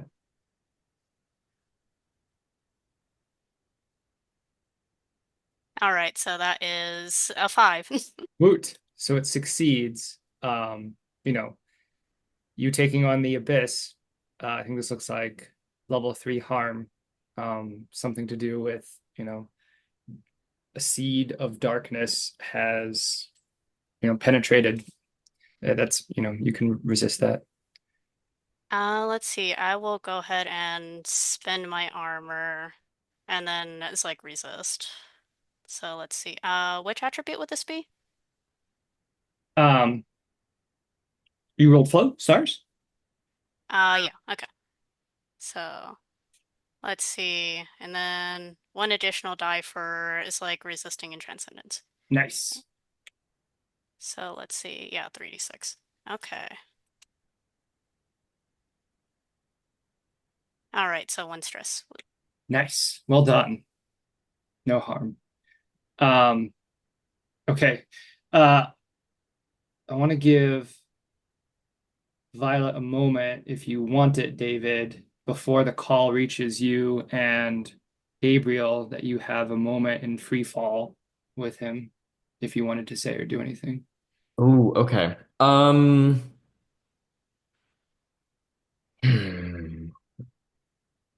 This would be, yeah, no, this is a really good place to at least get some resolution to what we're doing with our relationship. So maybe it could be something, just kind of short and sweet, maybe where I don't know, maybe we just like are falling and we just kind of lock eyes and without saying anything or any further discussion, just float closer together, and there's this kind of widescreen panel of us like sharing a kiss and then just cut away. Yeah, love it. Um, okay. Sarah, I believe you rolled a 6. Yep. All right, what does this look like? Um, I think this is really I leave this up to you on this particular aspect with Hmm, Regalia's response, and then I do have an idea after said response if there's another thing that's in my mind. But I figure right now I want to see what happens with sure. Regalia. What give me some fiction as to what you like, what position your body is, like how are you approaching her, or do you approach her, or what does this look like as your It pre it is definitely kind of the thing of like just kind of she put herself like standing before before her, but like enough distance, holding her chest kind of sincerely, and like kind of reaching out another hand and everything as she is asking to be forgiven, as she definitely feels bad for everything that Regalia has gone through. She reaches out but moves her hand past your open hand and grabs your wrist and pulls you to her and embraces you. She pulls you in tightly, and Regalia is a crier. She starts crying. Um, and she says, I understand. I understand. I understand. I, I forgive you, Sarah. And she gives just like a firm kind of hug back and everything.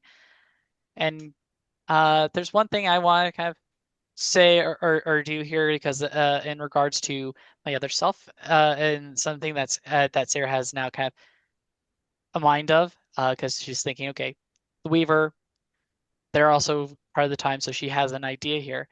And so she's just like, and so she kind of just whispers to her mom really quick, and everything. It's like, I have just one more thing I need to do, and then we should be hopefully done with things. I do believe my friends have made it the changes needed. I feel a change in the air, but I need to just tie up one loose end. So if you can just wait for me for one moment. And what she's actually going to try and do is she's going to and everything is it's going to be kind of like doing a two actions, where she is going to one kind of tear apart into a rift into time to confront their other self, because they feel like that's probably where they're hiding. And then and then a final kind of action of like action of just them kind of reaching out with their heart and just telling them it is time to stop. It is time to embrace this future and to stop uh kind of and to stop kind of lamenting the past, basically.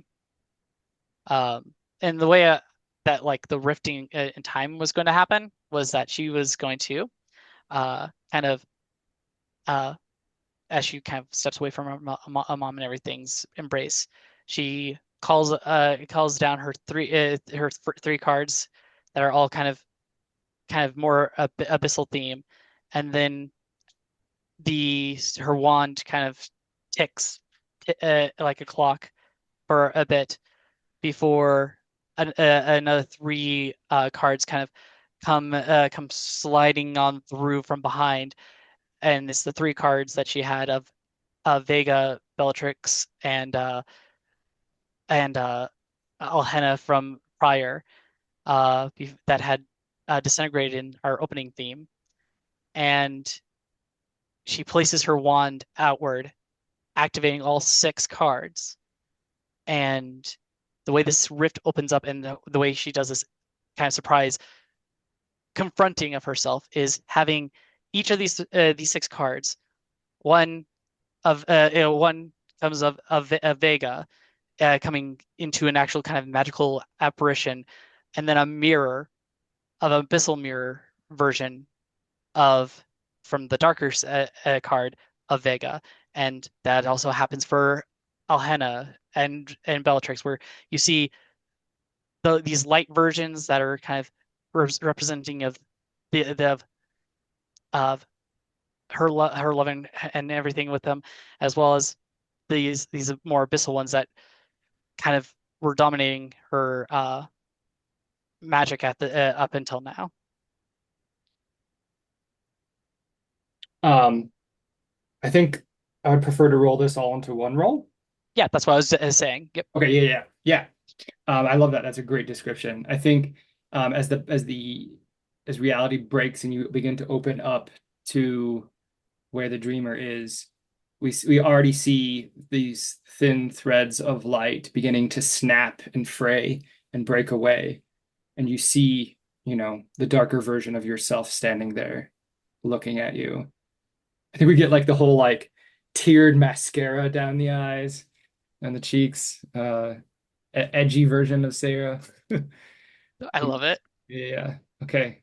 There is a hand on your shoulder, Polaris, and Bellatrix in Bellatrix in her Mirror Knight outfit smeared with golden paint from Ian's paintbrush is standing there providing quiet support. I love So it. 2 dice. And I'll spend a this, link. oh, sweet. Yeah, and this is, I think honestly, this is empathize because I'm reaching out to my other self and telling them it is time to stop living in the past. Yeah, I think this is controlled great. I don't think you can get any better than this. All right. Woo! So that is 7 dice right now. Yeah. Yeah, I think 7 dice is good. What's the odds of this going horribly wrong? Oh, horribly right.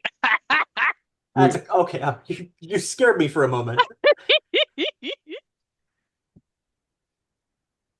I think with like busting through this rift in time, they hold out their hand to their other self. Oh yeah. I think they join with you the same way the others have. The ones you described have merged, right? Is what how you described it? Yeah. Yeah, basically you have the other selves of like Vega, the two different Vegas definitely come together, and Bellatrix and and Helhena's like various halves come together. Yeah, you and your reflection become one. Um, I love it. As the rift in reality begins to dissipate, I think the rest of the crew shows up, uh, thanks to Adele's siren call. What does this look like? Let's see. I think essentially it's like I think for the most part it's like I think probably it's like Polaris interacts with like one Terran reality and then like it's like and then the rest come out through a completely other Terran reality somehow.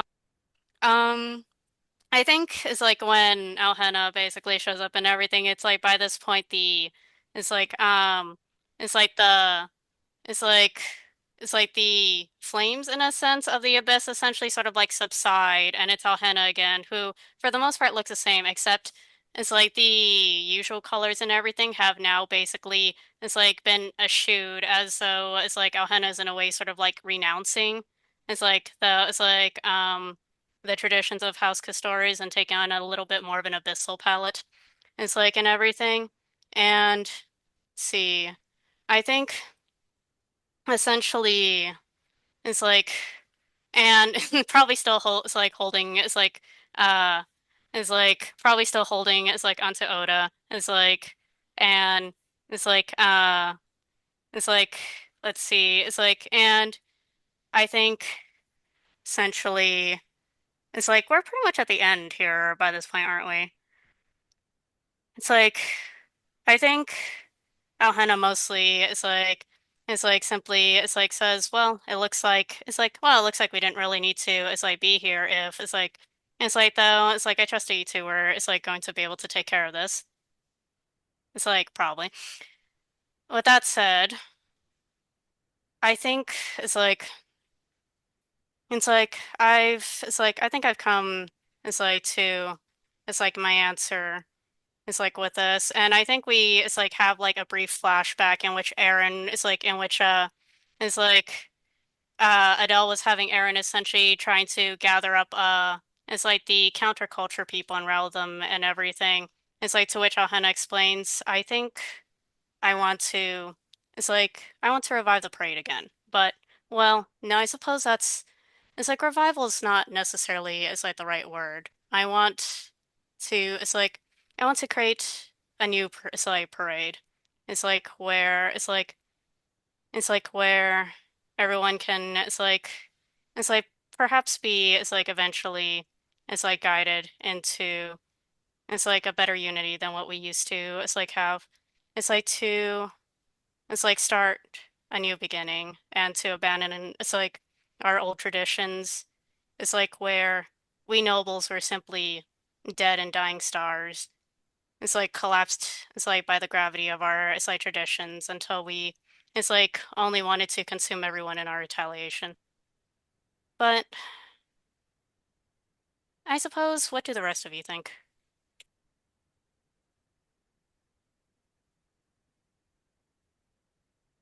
I think I think that the hearts and minds in this room have made their will manifest. I think whatever comes next, I think people, not institutions, should carry it forward.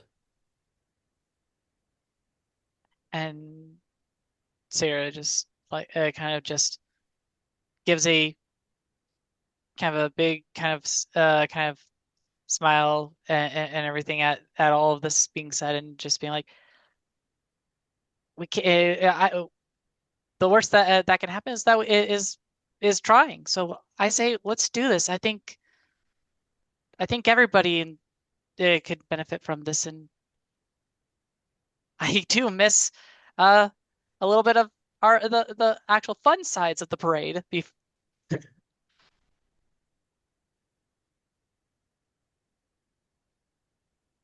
See. I think Hannah doesn't have, it's like too much else to say. It's like at this point, it's like aside from, I suppose, whatever epilogue comes about, but yeah. Okay. Does anybody have anything they would like to do in this scene, or are we good to cut to epilogues? Okay. Um, somebody jump up, do the thing. I'm going last. That's all I can say. I need to Um, think on mine. I think we see a dance studio, much like the one that we saw in the first session, and it is much more full. It is much more well attended. Um, Dancers with all sorts of sweats and casual clothes, working clothes from different houses. And we'd see running people through drills, we see Rebecca, who has taken a sort of a leadership or tutelage position in this group. And the camera pans back to Frida, who is watching from the door. And she's dressed much more formally in the livery of her house. She's not dressed to dance. She's not participating in this, but she is watching. Um, and she gets a text on her phone and looks down and she smiles and walks out.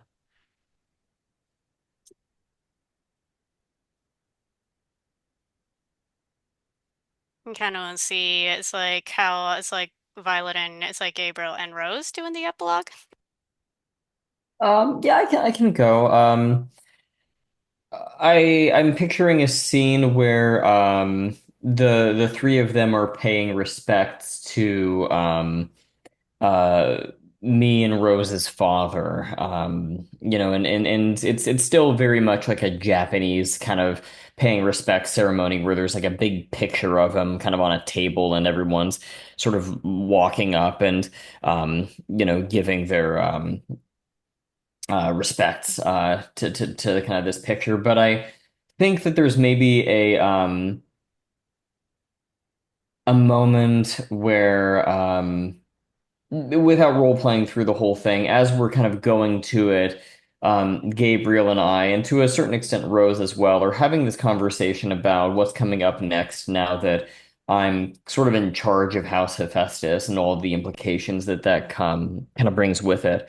But sort of skipping ahead, by the end of the scene, there's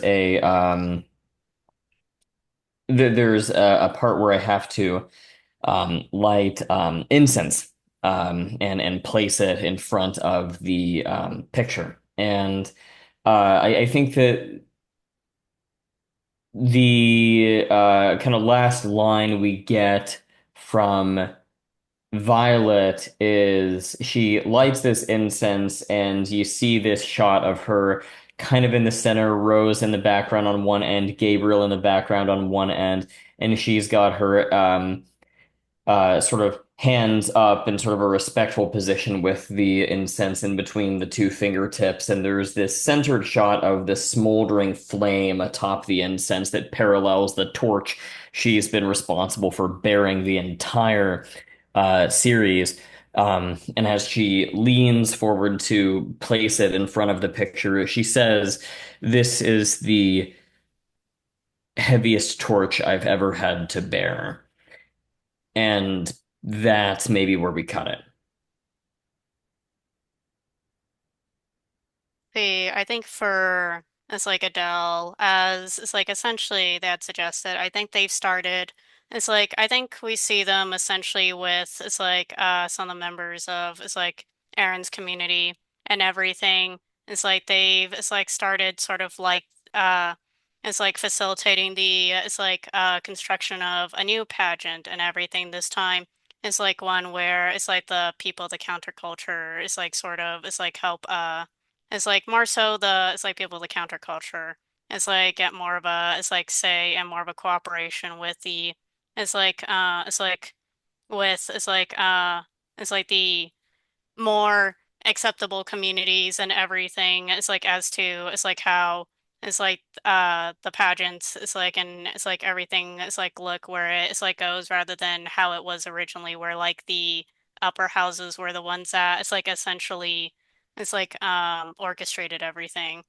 Um it's like and I think it's like Adele's there. It's like with it's like Oda is like by their side and everything as it's like Adele goes it's like it's back to it's like the usual thing of administering it's like administrating things and all that. And I think there it's like and then I think towards the it's like it's like towards the evening and everything. It's like Adele is like sort of like returns it's like back to it's like it's like the manner of it's like House Castores and everything. It's like or more so it's like I think actually more so Adele is like sort of like visits it's like Belladonna and everything.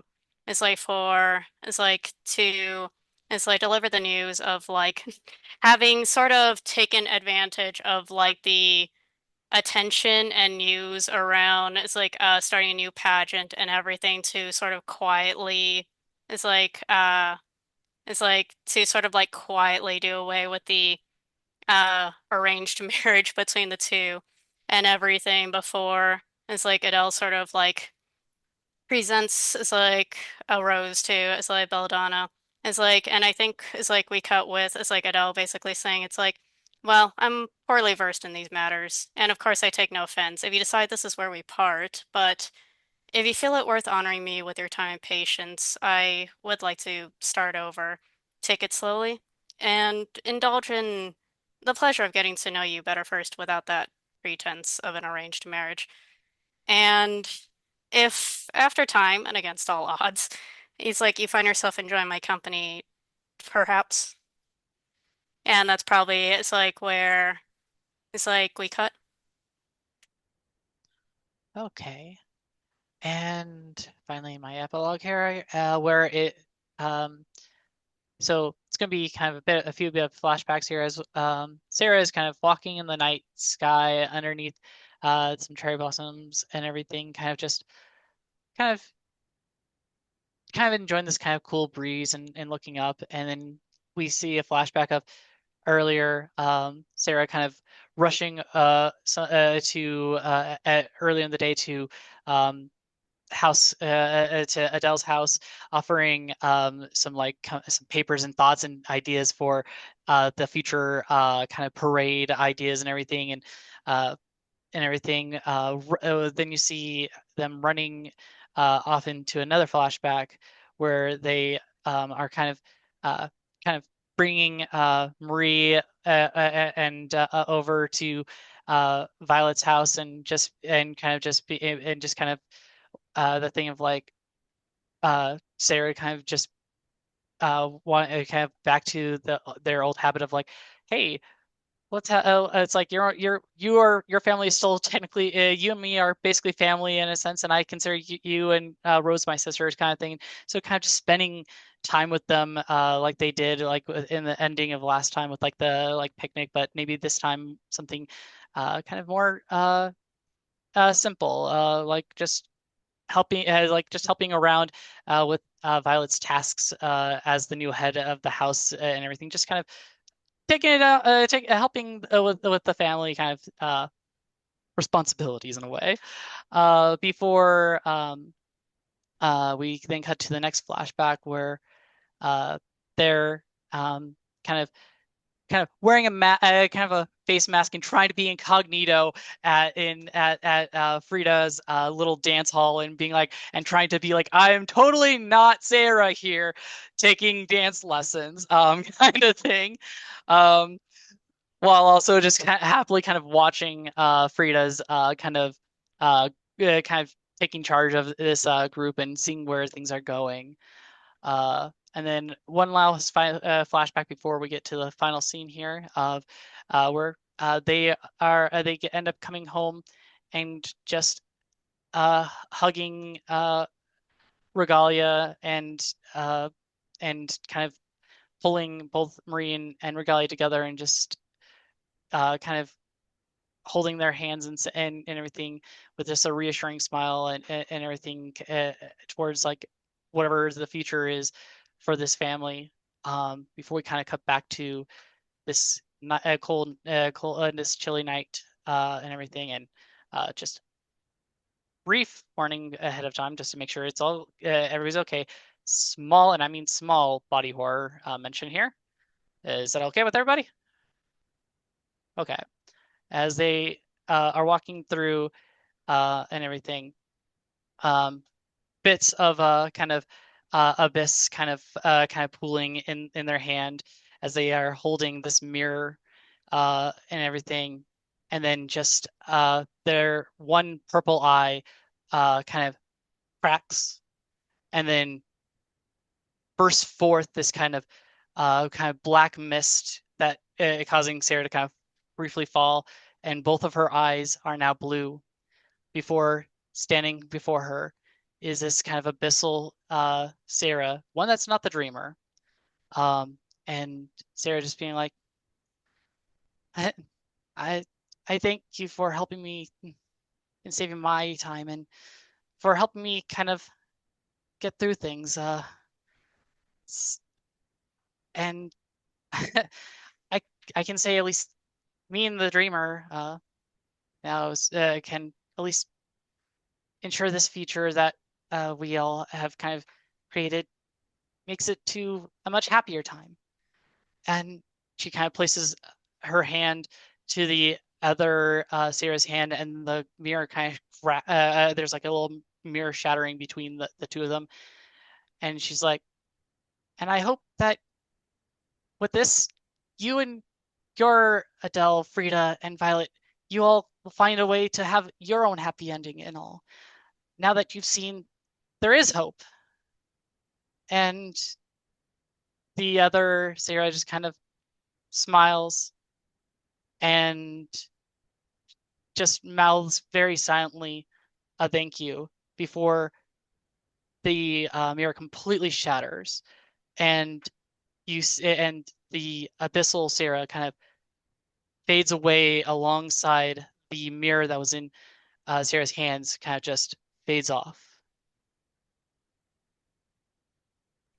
I think the camera moves out of a nearby window and we see a time lapse as, the day goes by and the sun sets, and we see a night sky full of stars. All right, stars and wishes. Star to David for breaking the queen out with the power of love.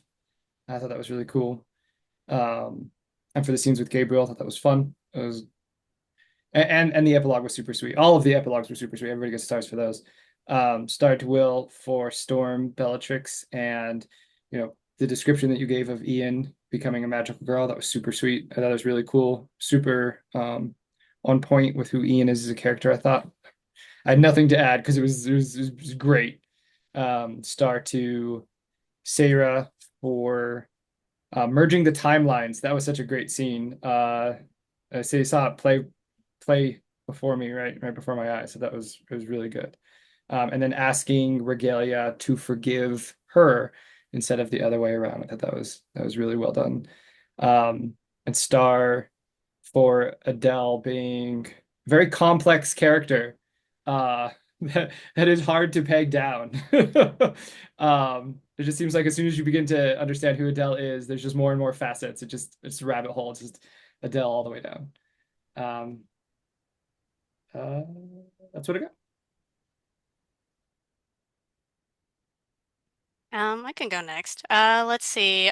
Similarly, stars for as like the mentioned, as well as like stars too, as like Danny for as like the Oda transformation, as like from as like monster to Sith Lord, and also just a quote, "You chose the house over as like me with as like Regalia's appearance." Is like that was. It's like real nice, and also just the nice little it's like touch of the it's like after the epilogue. So it's like the night full of it's like the night sky full of stars and everything. It's like yeah, and then most of the other notes that I have are pretty much echoing what Danny's already as I brought up, so yeah.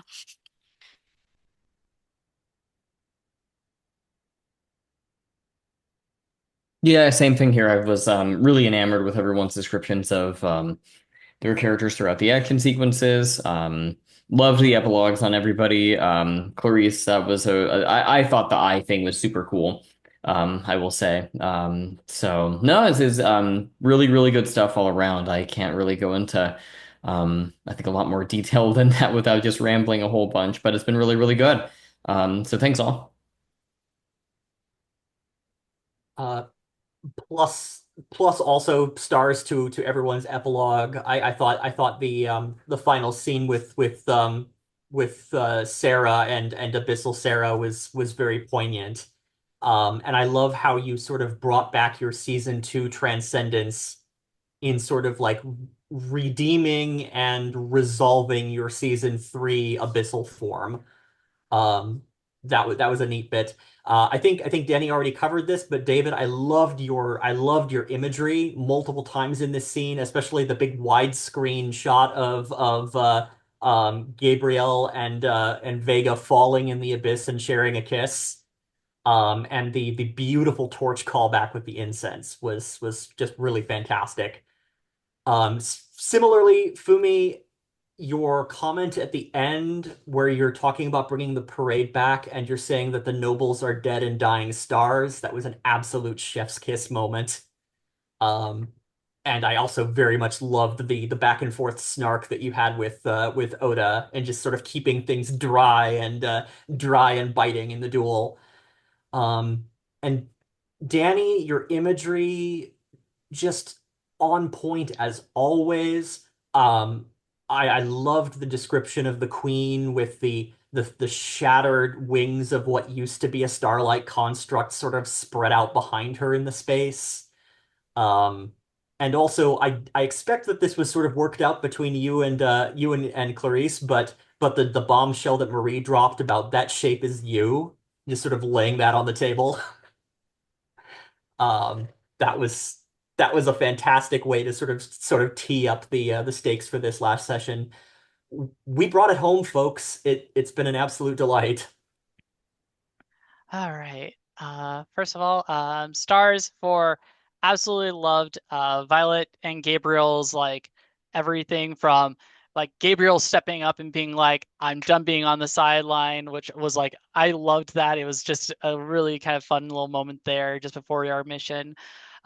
From that to kind of Violet's kind of way of tackling kind of just bringing is removing this curse finally, and even the little fun kind of as as Violet's falling and sharing that kiss with Gabriel, it felt like it was harking back to season 2 where we see them like kissing and then shattering, or however that image was again, where things broke apart from their relationship way back in season 2.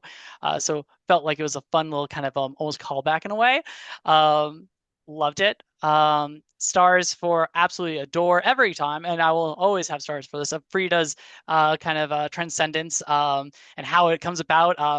Loved also the picture of that you put in for it, which gave me the idea of the supernova in a way, just opening up in this room. Uh, was beautiful. Absolutely, I loved the kind of dynamic that Sarah and Frida had as they're working together, and both of them kind of just egging the other on of like, you can do it kind of thing. And loved the ending and just the thing of like, once again, the seeing of the dance crew coming back to like kind of growing strong again. It's like it's just great. Stars for Adele for one, just everything with the confrontation of Oda, including the lines back and forth. And the fact that Adele was like, no, I'm not going to transcend throughout this entire thing, no matter how hard the stakes are on that. Only transcending to get everybody out of the situation, which was just beautiful, felt. And then also stars for just the silly thing of like offering a rose to Belladonna at the end and being like, I don't know what I'm doing, but I want to give this a try now, without the obligation of it all, which was just great. Also forgot to mention stars for just everything that's happening with House Hephaestus at the end, and the looming everything of taking on the mantle. Loves that. And uh, there's only 2 other things I have, which is for wishes. I would have loved to have had just a little bit more time to actually start to like indicate that Sarah was technically, in a way, a mini harmony, in the sense that there was the abyssal time traveler mixed in with this timeline Sarah kind of thing, but didn't have enough time to really kind of show that until towards the end. But Danny gave me such a great little surprise push with the dreamer and everything, which I was like, oh, this worked great. So we now have, first of all, 3 Sarahs here, which was just my amusement there as well. And just now that was not actually planned, by the way, Will. That was just Danny surprising even me with that, which was great. And then I just wanted to say one thing I forgot to add in the epilogue is I think the thought of like, I just like the idea of like Sarah kind of eventually like meeting with Frida at the end, and just kind of holding hands or something like that, just kind of going to maybe like the new parade is sometime in the distant future and all. Cool. Okay. I'll stop the recording here.